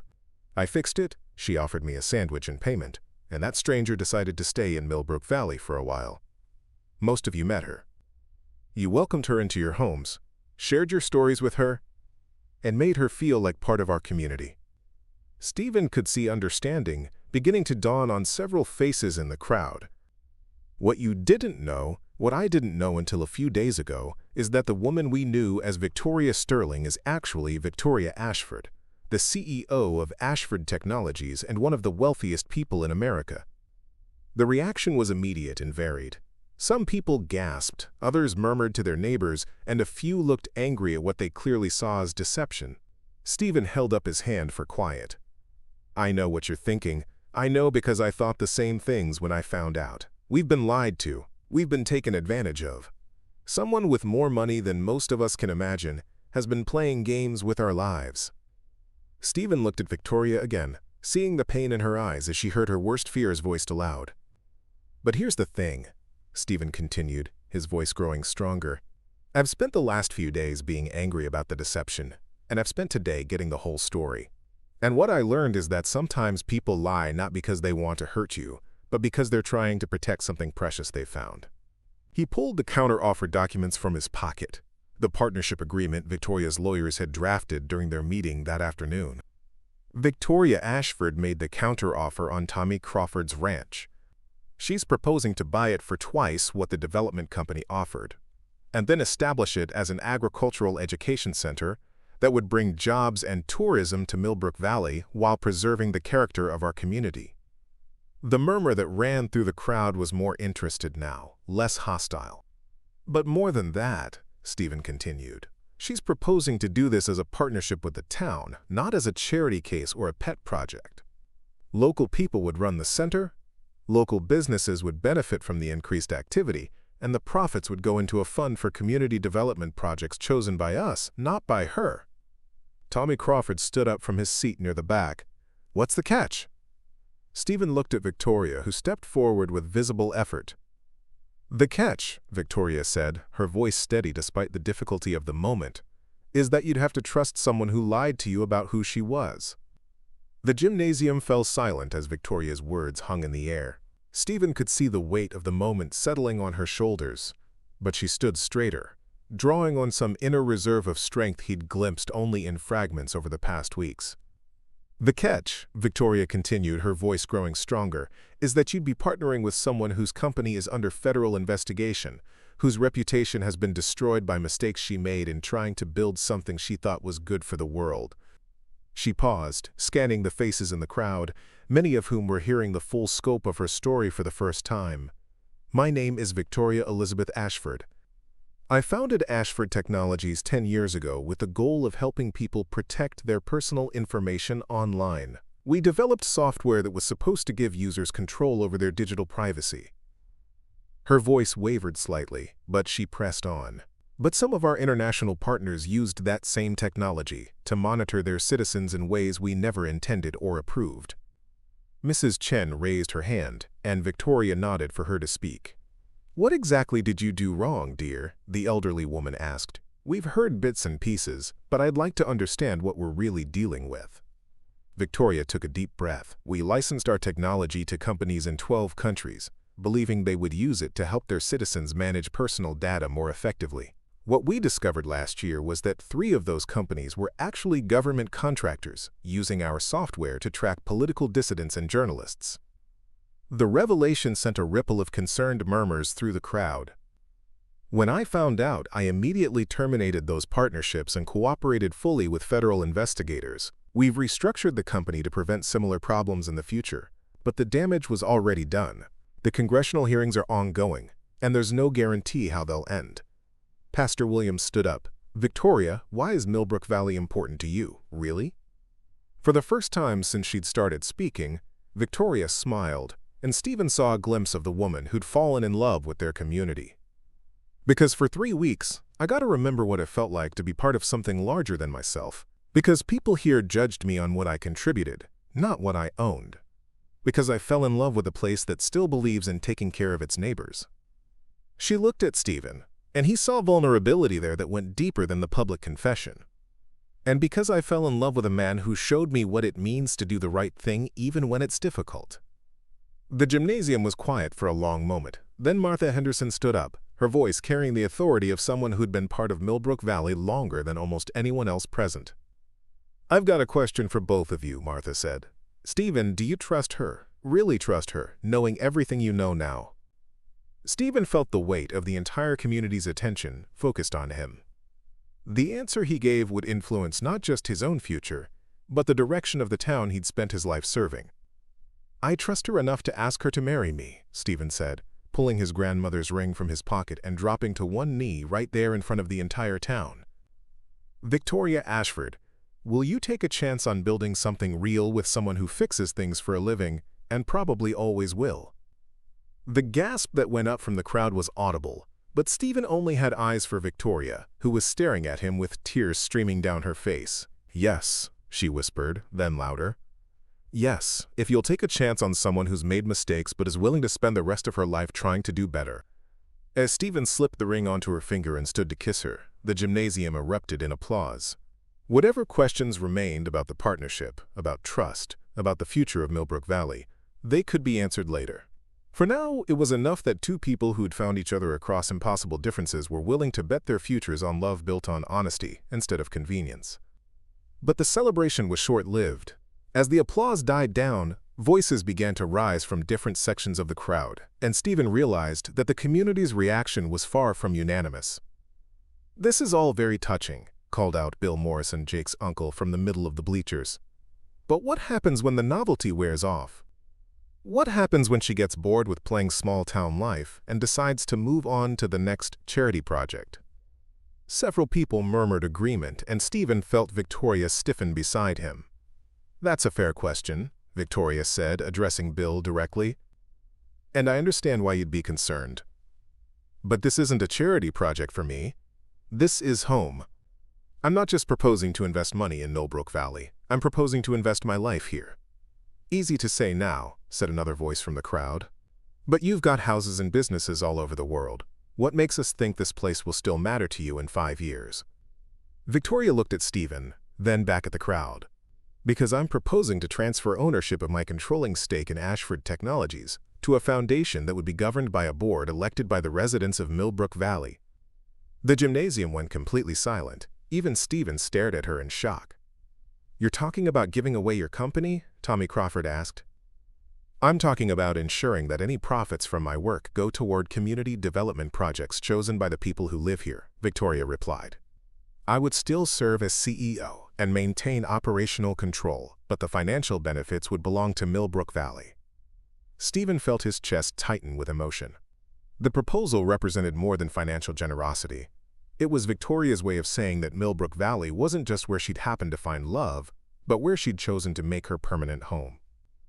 "That's an incredibly generous offer," Pastor Williams said carefully, "but it's also an enormous responsibility. Are we prepared to take on that kind of decision-making power? More importantly," added Mrs. Chen, "are we prepared to trust that this isn't just guilt money? That Victoria isn't trying to buy forgiveness for whatever mistakes she's made?" Victoria was quiet for a moment, considering the question seriously. "You're right to be suspicious," she said finally. "If I were in your position, I'd be asking the same questions. The truth is, I can't prove my motivations are pure. I can't guarantee that accepting my help won't change Millbrook Valley in ways you don't expect. All I can promise is that I'll spend every day trying to be worthy of the trust you're considering giving me." Jake Morrison stood up from his seat near the front. "What about the investigation? What happens if the government decides to prosecute?" "Then I'll face whatever consequences come," Victoria replied. "But the foundation would be legally separate from both me personally and from Ashford Technologies.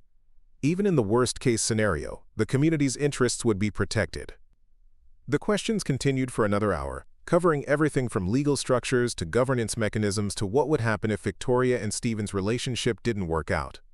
Through it all, Victoria answered with patient honesty, never becoming defensive or trying to minimize the legitimate concerns people raised. Finally, Martha Henderson stood up again. "I think we've heard enough for tonight," she said. "This is too big a decision to make in one meeting. I propose we table the discussion for a week, give everyone time to think about what we've heard, and then vote on whether to accept Victoria's partnership proposal." There were murmurs of agreement throughout the crowd. "In the meantime," Martha continued, "I think we should remember that whatever else Victoria Ashford may be, she's also the woman who helped Mrs. Chen organize her medications, who learned my grandmother's biscuit recipe, and who spent 3 weeks proving that she cares about this community and the people in it." As the crowd began to disperse, people approached Steven and Victoria individually. Some offered congratulations on their engagement, others asked follow-up questions about the partnership proposal, and a few expressed skepticism about the whole arrangement. Mrs. Chen was among the last to leave, stopping to take Victoria's hands in her own weathered ones. "You know, dear," she said, "when I was young we had a saying, 'Trust is like a garden. It grows slowly, requires constant care, and can be destroyed in a moment. But once it's truly established, it can weather almost any storm.'" She squeezed Victoria's hands gently. "I think you're willing to do the work of growing that garden. The question is whether we're brave enough to plant the seeds."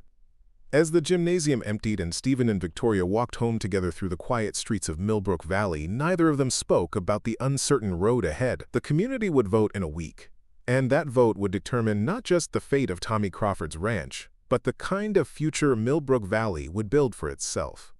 But tonight, walking hand in hand under the mountain stars, it was enough that they had chosen honesty over comfortable deception, and that whatever challenges lay ahead, they would face them together. The real work of building trust and building a life together was just beginning. The week following the town meeting passed in a strange suspension of normalcy. Steven continued his daily routine at the shop, but every customer who walked through his door seemed to have an opinion about Victoria's proposal. Some were enthusiastic about the possibilities it represented. Others remained deeply skeptical, and most fell somewhere in between, cautiously optimistic but wary of unintended consequences. Victoria had taken Martha's advice and made herself as visible as possible throughout the week, attending every community gathering, volunteering for harvest festival preparations, and making herself available to answer questions from anyone who sought her out.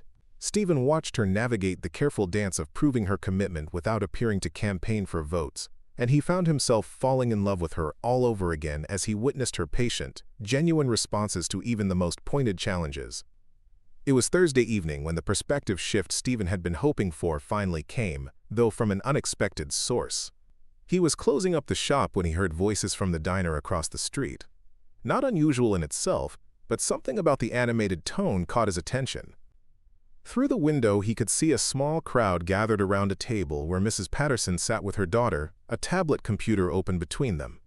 Steven walked over to investigate, finding the group clustered around a video call with Mrs. Patterson's granddaughter, who lived in Seattle. "Tell them what you just told me, honey," Mrs. Patterson was saying to the screen. A young woman's voice came through the tablet speaker, clear and excited. "I said that Victoria Ashford is actually kind of a hero in tech circles, especially among people who care about digital privacy. What happened with those foreign contracts was terrible, but the way she handled it afterward, shutting down profitable partnerships, cooperating with investigators, restructuring her entire company to prevent future problems, that took real courage." Jake Morrison, who'd been part of the gathering, leaned toward the tablet. "But what about all the negative press coverage?" "Most of that was from politicians trying to score points during the hearings," the granddaughter replied. "The tech community understands that she inherited those contracts when she acquired a smaller company, and that she terminated them the moment she discovered what was really happening. A lot of us actually respect her more for taking responsibility instead of just blaming her legal team." Steven felt something loosening in his chest as he listened to this outside perspective on Victoria's situation. He'd been so focused on the scandal and the congressional hearings that he hadn't considered how people within her own industry might view her actions. "There's something else," the young woman continued. "I did some research after Grandma told me about the partnership proposal. If Victoria Ashford is really planning to transfer her company's stock to a community foundation, that's not just generous, it's revolutionary. She'd be creating a model for how tech wealth could actually benefit small communities instead of just concentrating in big cities." Mrs. Patterson looked around the group that had gathered. "Sarah's getting her master's degree in business ethics at the University of Washington. She knows more about this stuff than any of us." As the crowd began to disperse, people approached Steven and Victoria individually. Some offered congratulations on their engagement, others asked follow-up questions about the partnership proposal, and a few expressed skepticism about the whole arrangement. Mrs. Chen was among the last to leave, stopping to take Victoria's hands in her own weathered ones. "You know, dear," she said, "when I was young we had a saying, 'Trust is like a garden. It grows slowly, requires constant care, and can be destroyed in a moment. But once it's truly established, it can weather almost any storm.'" She squeezed Victoria's hands gently. "I think you're willing to do the work of growing that garden. The question is whether we're brave enough to plant the seeds." As the gymnasium emptied, and Steven and Victoria walked home together through the quiet streets of Millbrook Valley, neither of them spoke about the uncertain road ahead. The community would vote in a week, and that vote would determine not just the fate of Tommy Crawford's ranch, but the kind of future Millbrook Valley would build for itself. But tonight, walking hand in hand under the mountain stars, it was enough that they had chosen honesty over comfortable deception, and that whatever challenges lay ahead, they would face them together. The real work of building trust and building a life together was just beginning. The week following the town meeting passed in a strange suspension of normalcy. Steven continued his daily routine at the shop, but every customer who walked through his door seemed to have an opinion about Victoria's proposal. Some were enthusiastic about the possibilities it represented. Others remained deeply skeptical, and most fell somewhere in between, cautiously optimistic but wary of unintended consequences. Victoria had taken Martha's advice and made herself as visible as possible throughout the week, attending every community gathering, volunteering for harvest festival preparations, and making herself available to answer questions from anyone who sought her out. Steven watched her navigate the careful dance of proving her commitment without appearing to campaign for votes, and he found himself falling in love with her all over again as he witnessed her patient, genuine responses to even the most pointed challenges. It was Thursday evening when the perspective shift Steven had been hoping for finally came, though from an unexpected source. He was closing up the shop when he heard voices from the diner across the street. Not unusual in itself, but something about the animated tone caught his attention. Through the window, he could see a small crowd gathered around a table where Mrs. Patterson sat with her daughter, a tablet computer open between them. Steven walked over to investigate, finding the group clustered around a video call with Mrs. Patterson's granddaughter, who lived in Seattle. "Tell them what you just told me, honey," Mrs. Patterson was saying to the screen. A young woman's voice came through the tablet speaker, clear and excited. "I said that Victoria Ashford is actually kind of a hero in tech circles, especially among people who care about digital privacy. What happened with those foreign contracts was terrible, but the way she handled it afterward, shutting down profitable partnerships, cooperating with investigators, restructuring her entire company to prevent future problems, that took real courage." Jake Morrison, who'd been part of the gathering, leaned toward the tablet. "But what about all the negative press coverage?" "Most of that was from politicians trying to score points during the hearings," the granddaughter replied. "The tech community understands that she inherited those contracts when she acquired a smaller company, and that she terminated them the moment she discovered what was really happening. A lot of us actually respect her more for taking responsibility instead of just blaming her legal team." Steven felt something loosening in his chest as he listened to this outside perspective on Victoria's situation. He'd been so focused on the scandal and the congressional hearings that he hadn't considered how people within her own industry might view her actions. "There's something else," the young woman continued. "I did some research after Grandma told me about the partnership proposal. If Victoria Ashford is really planning to transfer her company stock to a community foundation, that's not just generous, it's revolutionary. She'd be creating a model for how tech wealth could actually benefit small communities instead of just concentrating in big cities." Mrs. Patterson looked around the group that had gathered. "Sarah's getting her master's degree in business ethics at the University of Washington. She knows more about this stuff than any of us. The point is," Sarah's voice continued through the tablet, "if someone like Victoria Ashford is willing to stake her reputation on your community, you might want to ask yourselves what she sees there that's worth protecting."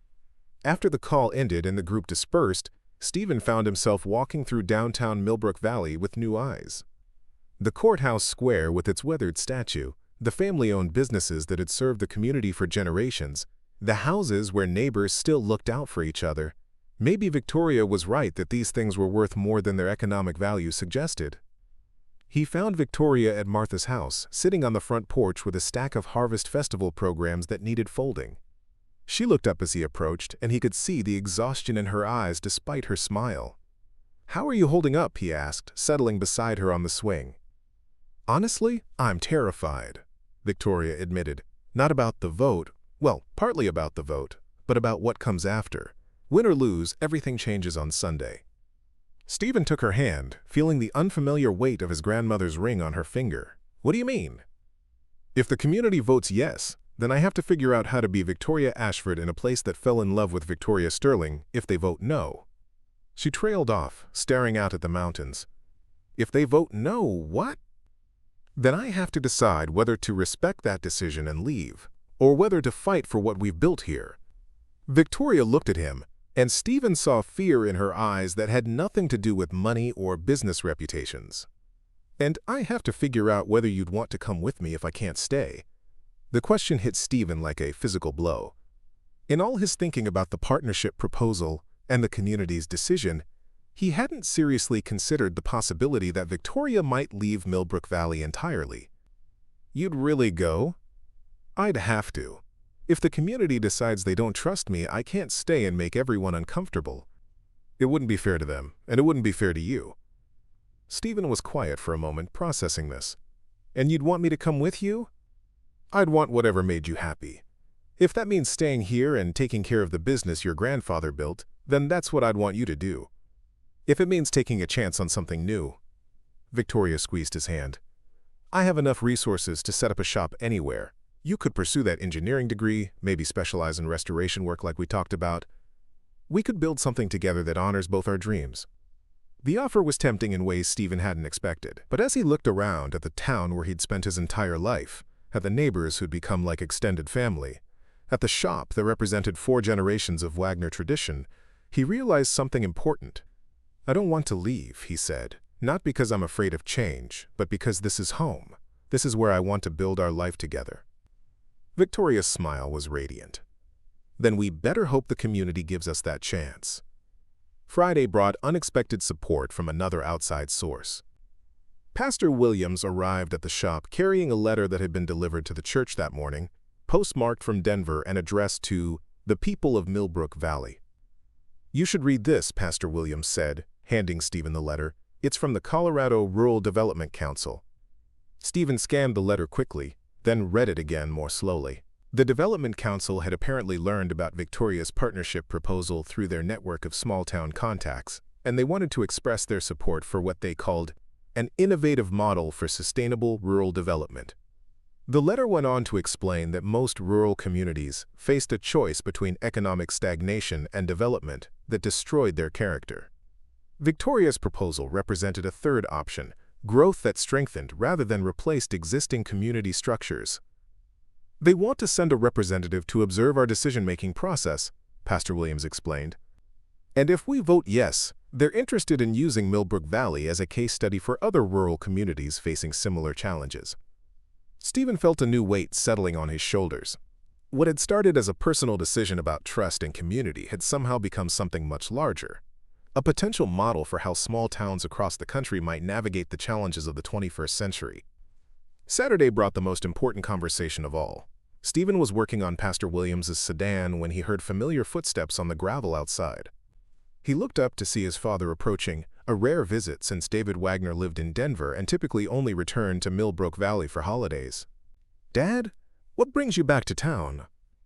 David Wagner was a man of few words, made even more taciturn by years of disagreement with Steven's decision to stay in Millbrook Valley instead of pursuing bigger opportunities. He settled onto the crate that had become Victoria's usual spot and studied his son with serious eyes. "Heard about your engagement. And about the business with the billionaire." Steven wiped his hands on his rag, preparing for the conversation he'd been dreading. "And? I came to tell you that your grandfather would be proud." The words hit Steven with unexpected force. His father had never been one for emotional declarations, and praise from him was rare enough to be treasured. "He'd be proud that you found someone willing to invest in this place, sure," David continued. "But more than that, he'd be proud that you found someone willing to be honest about who she is, even when it cost her. That's the kind of courage he valued most." David stood and walked to the workbench where Frank Wagner's Bronze Star still sat beside the vintage toolbox. "Your grandfather used to say that the hardest battles weren't the ones you fought with guns, but the ones you fought with truth. Takes more courage to be vulnerable than it does to be strong." He picked up the metal, turning it over in his weathered hands. "This woman of yours, she's fighting that kind of battle now. You think the community will vote yes?" "I think the community will vote their conscience, but I also think they'll recognize courage when they see it." David set the metal down carefully and looked at his son. "The question is whether you're ready for what comes next. Success is harder to handle than failure sometimes, especially when the whole world is watching." As his father drove away, Steven found himself thinking about the weight of expectations that would come with Victoria's partnership proposal if it passed. The Colorado Rural Development Council would be watching, other communities would be looking for lessons to apply to their own situations, and the media attention would be intense. But underneath the anxiety, Steven felt something else. Excitement about the possibility of building something unprecedented, something that honored both tradition and innovation. Tomorrow's vote wouldn't just determine the fate of Tommy Crawford's ranch. It would determine what kind of future Millbrook Valley was brave enough to embrace. The sun was setting behind the mountains as Steven locked up the shop, painting the sky in brilliant shades of orange and purple that never failed to remind him why this place was worth fighting for. Tomorrow would bring either the beginning of an extraordinary partnership or the end of a dream that had transformed his understanding of what was possible. Either way, he and Victoria would face it together, armed with the kind of honesty that his grandfather had taught him was the foundation of everything worth building. Sunday morning dawned crisp and clear, with the kind of mountain air that seemed to promise important things were about to happen. Steven arrived at the high school gymnasium 2 hours before the scheduled vote, ostensibly to help set up chairs, but really because he couldn't sit still any longer. He found Martha and several other volunteers already there, transforming the basketball court into a proper meeting space. "Nervous?" Martha asked, noting the way Steven kept checking his watch.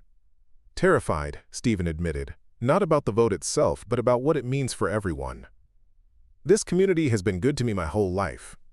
I don't want to be the one who brought change they didn't ask for." "Change is coming whether we vote yes or no," Martha replied, arranging programs on each chair.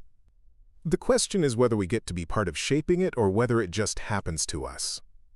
By 1 o'clock, the gymnasium was packed.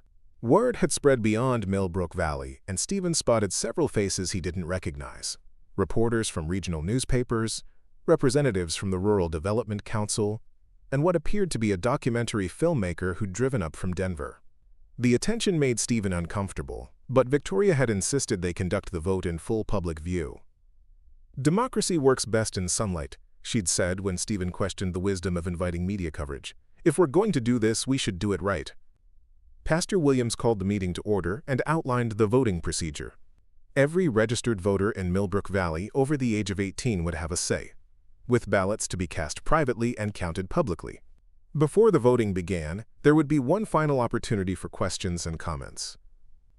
Mrs. Chen was the first to stand. "I've been thinking all week about what trust means in a community like ours. We're used to knowing everyone's business, knowing their families, going back generations. But sometimes trust means taking a chance on someone whose story you don't know completely." She looked directly at Victoria, who sat in the front row beside Steven. "This young woman has shown us who she is through her actions, not just her words. She's helped our neighbors, learned our traditions, and opened her heart to our way of life. The question isn't whether she's perfect. None of us are. The question is whether she's genuine." Tommy Crawford stood next. "I want everyone to understand what this vote means for my family. If the partnership proposal fails, I'm selling to the development company on Tuesday. I have to. The bank won't give me any more extensions. So this isn't just about Victoria's money or her intentions. It's about whether we want to preserve what makes this place special, or whether we're willing to let it become another strip mall on the highway." The weight of his words settled over the crowd. Steven could see the pressure people felt, knowing that their decision would have immediate, irreversible consequences. Jake Morrison rose from his seat near the middle of the gymnasium. "I've got a question that nobody's asked yet. Victoria, what happens if you and Steven break up? What happens if the fairy tale romance doesn't work out? Does the partnership fall apart too?" It was a blunt question, but Steven was glad someone had raised it. The personal and professional aspects of Victoria's proposal were so intertwined that the community deserved to know how stable the foundation really was. Victoria stood, her hand briefly touching Steven's shoulder for support. "That's a fair question, and one I've thought about a lot this week. The legal structure we've proposed is designed to be independent of my personal relationships. If Steven and I don't work out, though I pray we do, the Community Foundation would continue to operate according to the charter you approved today." She paused, gathering her thoughts. "But I want to be completely honest about something. If this community rejects me today, I don't know if I'll have the strength to stay in Millbrook Valley, not because I'm vindictive or dramatic, but because it would be too painful to live somewhere I'm not trusted or wanted." The admission sent a ripple of murmurs through the crowd. Steven felt his chest tighten as he realized Victoria was essentially putting all her chips on the table. Not just her business proposal, but her entire future in the place she'd come to call home. Bill Morrison, Jake's uncle, stood up from the back of the gymnasium. "What guarantees do we have that you won't change your mind in 5 years? What stops you from pulling your support if we make decisions you don't like?" "Nothing," Victoria replied simply. "That's the point of trust. It can't be guaranteed. It has to be earned and re-earned every day. All I can promise is that I'll do everything in my power to be worthy of whatever faith you place in me." The questions continued for another 30 minutes, covering everything from tax implications to governance structures, to what would happen if Victoria's company faced additional legal troubles. Through it all, Victoria answered with patient honesty, never becoming defensive or trying to minimize legitimate concerns. Finally, Pastor Williams called for the voting to begin. The process was efficient but solemn, people filing past the ballot boxes in small groups, marking their choices in the privacy of the makeshift voting booths, then depositing their ballots under the watchful eyes of volunteer monitors. Steven and Victoria voted near the end, and as they walked back to their seats, Steven caught glimpses of faces throughout the crowd. Some looked confident in their choices, others appeared conflicted, and a few seemed almost burdened by the weight of the decision they'd just made. The counting took 45 minutes, with Martha and 2 other volunteers tallying the ballots while everyone else waited in increasingly tense silence. When they finished, Martha walked to the microphone with a piece of paper in her hand and an expression that revealed nothing. "The vote on accepting Victoria Ashford's partnership proposal," she announced, her voice carrying clearly through the gymnasium. 137 votes cast. 73 votes in favor, 64 votes opposed. The gymnasium erupted in a mixture of applause and concerned murmurs. Steven felt relief wash over him, but it was tempered by the realization that the community was deeply divided. A victory by 9 votes was hardly a mandate. Victoria stood slowly, tears streaming down her face, and Steven could see she was processing the same mixed emotions he felt. They'd won, but by such a narrow margin that nearly half the community remained unconvinced. Martha raised her hand for quiet. "Before we adjourn, I want to say something to everyone, regardless of how you voted. This was one of the most important decisions our community has ever made, and we made it together, democratically, with full information. That's something to be proud of." She looked around the room, making eye contact with faces throughout the crowd. "For those who voted yes, remember that trust is a responsibility as much as a gift. For those who voted no, remember that you're still part of this community, and your voices will continue to matter as we move forward." Pastor Williams stepped to the microphone. "I'd like to invite Victoria to say a few words." Victoria walked to the front of the room on unsteady legs, her hand still clasped in Steven's. When she reached the microphone, she was quiet for a long moment, looking out at the faces of people who just entrusted her with their community's future. "I'm honored by your trust," she said finally, her voice thick with emotion, "and I'm humbled by the responsibility you've placed in my hands. To those who voted for this partnership, thank you for taking a chance on someone who's still learning what it means to be part of a community like this." She paused, wiping tears from her eyes. "To those who voted against it, I want you to know that I understand your concerns, and I hope that over time I can prove myself worthy of your trust as well. This isn't about winning or losing. It's about all of us working together to build something better." Victoria's voice grew stronger as she continued. "Starting tomorrow, we begin the hard work of turning a proposal into reality. There will be legal documents to draft, committees to form, and hundreds of decisions to make together. It won't always be easy, and we won't always agree. But if we're honest with each other, and if we keep the good of the community at the center of everything we do, I believe we can create something extraordinary." As the crowd began to disperse, people approached Steven and Victoria individually. Some offered congratulations and expressions of support, others asked detailed questions about next steps, and a few made it clear they remained skeptical but were willing to give the partnership a chance to prove itself. Mrs. Chin was among the last to approach them, moving slowly with her cane but with purpose in her weathered eyes. "You know, dear," she said to Victoria, "when I was young, my grandmother used to say that the most important seeds are the ones planted in uncertain ground. They have to grow stronger roots to survive." She reached out and patted Victoria's hand with surprising firmness. "I think you're strong enough to grow deep roots here. The question is whether you're patient enough to tend them properly." As the gymnasium emptied and Stephen and Victoria walked home together through the quiet streets of Millbrook Valley, they could feel the weight of the responsibility they'd just accepted. The easy part, making promises and proposing partnerships, was over. Now came the real work of building trust, one day and one decision at a time. But walking hand in hand under the mountain stars, Stephen felt something he hadn't experienced in years: hope that the future might hold something better than just getting by. They'd been given a chance to prove that love and community could triumph over fear and suspicion. Now they had to make sure they were worthy of it.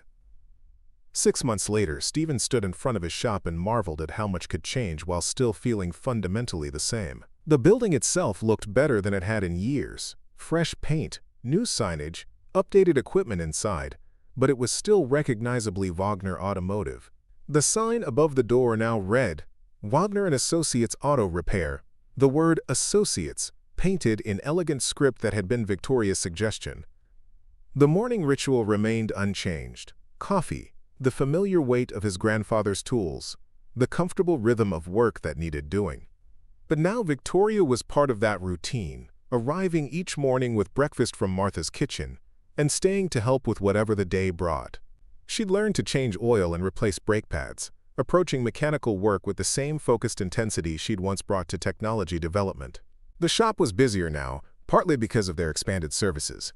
Classic car restoration had turned out to be exactly the niche Stephen had needed, but mostly because Millbrook Valley itself was thriving in ways no one had expected. The Agricultural Education Center had opened in March, bringing a steady stream of visitors who needed places to eat, sleep, and occasionally get their cars serviced. Local businesses were hiring again. Young families were moving back to the area, and the courthouse square had the kind of energy that spoke of a community with a future. Stephen was adjusting the carburetor on a 1967 Mustang when Martha Henderson appeared in the bay door, carrying an armload of wedding invitations that needed his approval. The printer had done beautiful work, Stephen thought as he examined the elegant but understated design.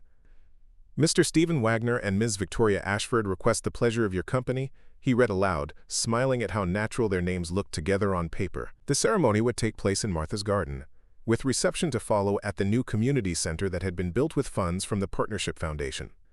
"They look perfect," Stephen said, handing the invitations back to Martha. "And tell Victoria that I've never been to Europe, so I'm happy to let her plan whatever she thinks we'll both enjoy." Martha raised an eyebrow. "Europe? That's quite a step up from camping in the state park." "She says it's important to experience different perspectives, something about broadening horizons being good for both personal and business growth," Stephen grinned. "Plus, she's never been camping, so we're doing that for our first anniversary." Martha laughed, the sound rich with affection and amusement. "That girl of yours has certainly shaken things up around here." It was true. Victoria's presence in Millbrook Valley had changed things in ways both large and small. The agricultural center was just the most visible example. She'd also quietly funded upgrades to the school's computer lab, helped establish a small business loan program through the local bank, and somehow convinced 3 different technology companies to relocate their customer service operations to town, bringing dozens of jobs that let people work remotely while earning decent wages. But perhaps more importantly, she'd changed how the community thought about itself. Millbrook Valley was no longer a place where young people automatically left after graduation, or where innovation was viewed with suspicion. It was becoming a place where tradition and progress could coexist, where taking care of your neighbors didn't mean being afraid of change. "Has she heard anything more about the congressional investigation?" Martha asked, her voice dropping to the conspiratorial tone that indicated she was asking about something that mattered but wasn't quite her business. "It's winding down," Stephen replied, setting his tools aside. Her cooperation and the changes she made to the company seemed to have satisfied most of the concerns. She's been cleared of any criminal wrongdoing, though there are still some civil lawsuits to work through. "And that doesn't worry you?" Stephen considered the question, thinking about the conversations he and Victoria had about risk and responsibility, about building a life together that acknowledged both their histories and their hopes. "It worried me at first," he admitted, "but I've learned that loving someone means accepting all of who they are, including the parts that come with complications."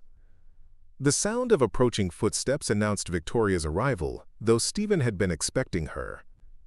She'd spent the morning at the Agricultural Center working with the staff to plan the summer program schedule.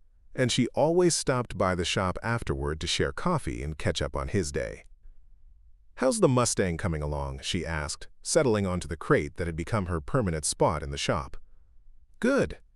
Should have her purring like new by tomorrow." Steven emerged from beneath the hood and accepted the coffee she offered him. Martha brought the wedding invitations. They look perfect. "I'm glad you approve. I was worried the paper might be too fancy for a garden wedding."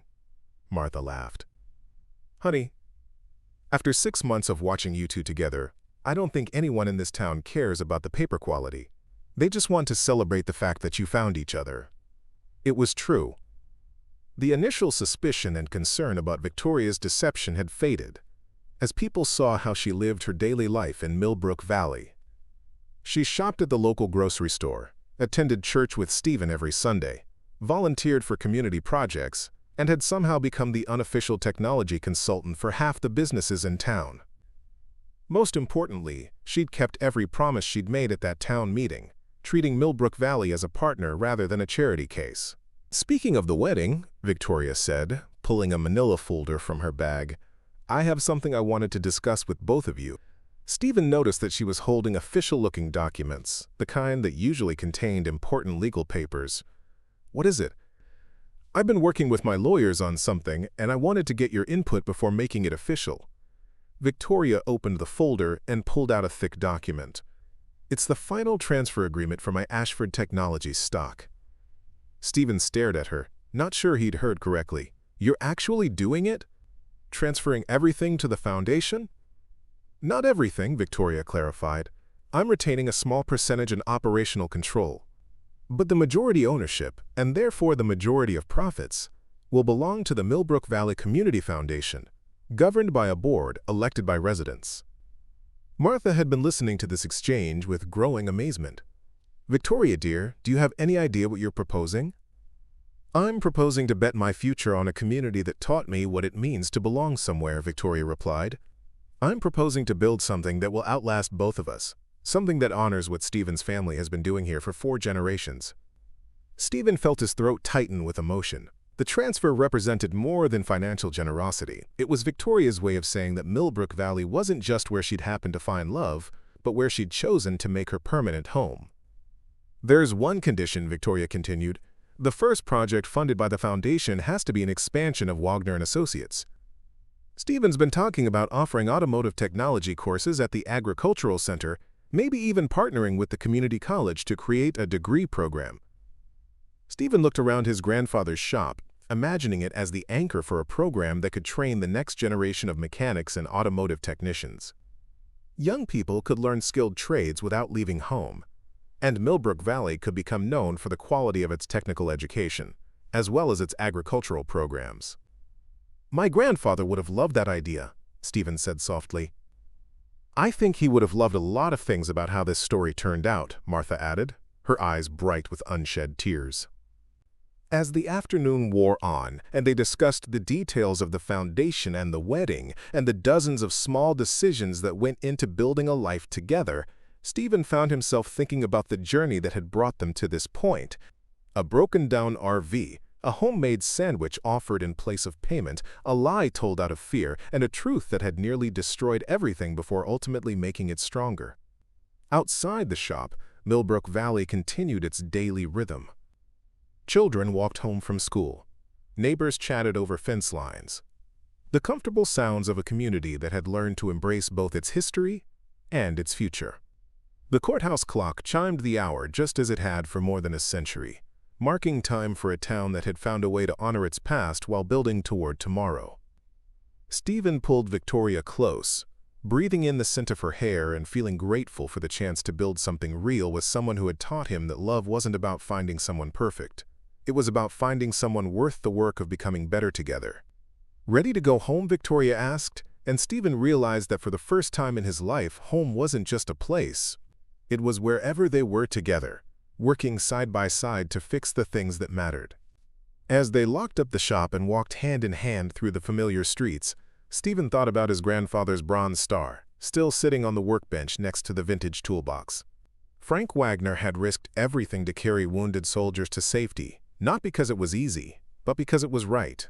Steven and Victoria were carrying something different now, the hopes and dreams of an entire community, but the principle was the same.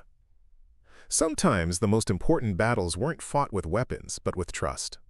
And sometimes the greatest victories came not from conquering, but from choosing to build something together that was stronger than what either could create alone. The mountains around Millbrook Valley stood eternal and unchanging, but the community nestled in their embrace was writing a new chapter in its story. It was a story about second chances and unlikely love, about the courage to be vulnerable, and the wisdom to embrace change without losing what mattered most. And at the heart of it all was a simple truth that Steven's grandfather had understood, that the best things in life weren't the ones you could buy or build, but the ones you could only create together, one honest conversation and one generous act at a time. As the sun set behind the peaks, painting the sky in brilliant shades of hope and possibility, Steven and Victoria walked toward their future, ready to prove that sometimes fairy tales could come true, not because they were perfect, but because they were real. Up next, you've got two more standout stories right on your screen. If this one hits the mark, you won't want to pass these up. Just click and check them out. And don't forget to like, subscribe, and turn on the notification bell so you don't miss any upload from us.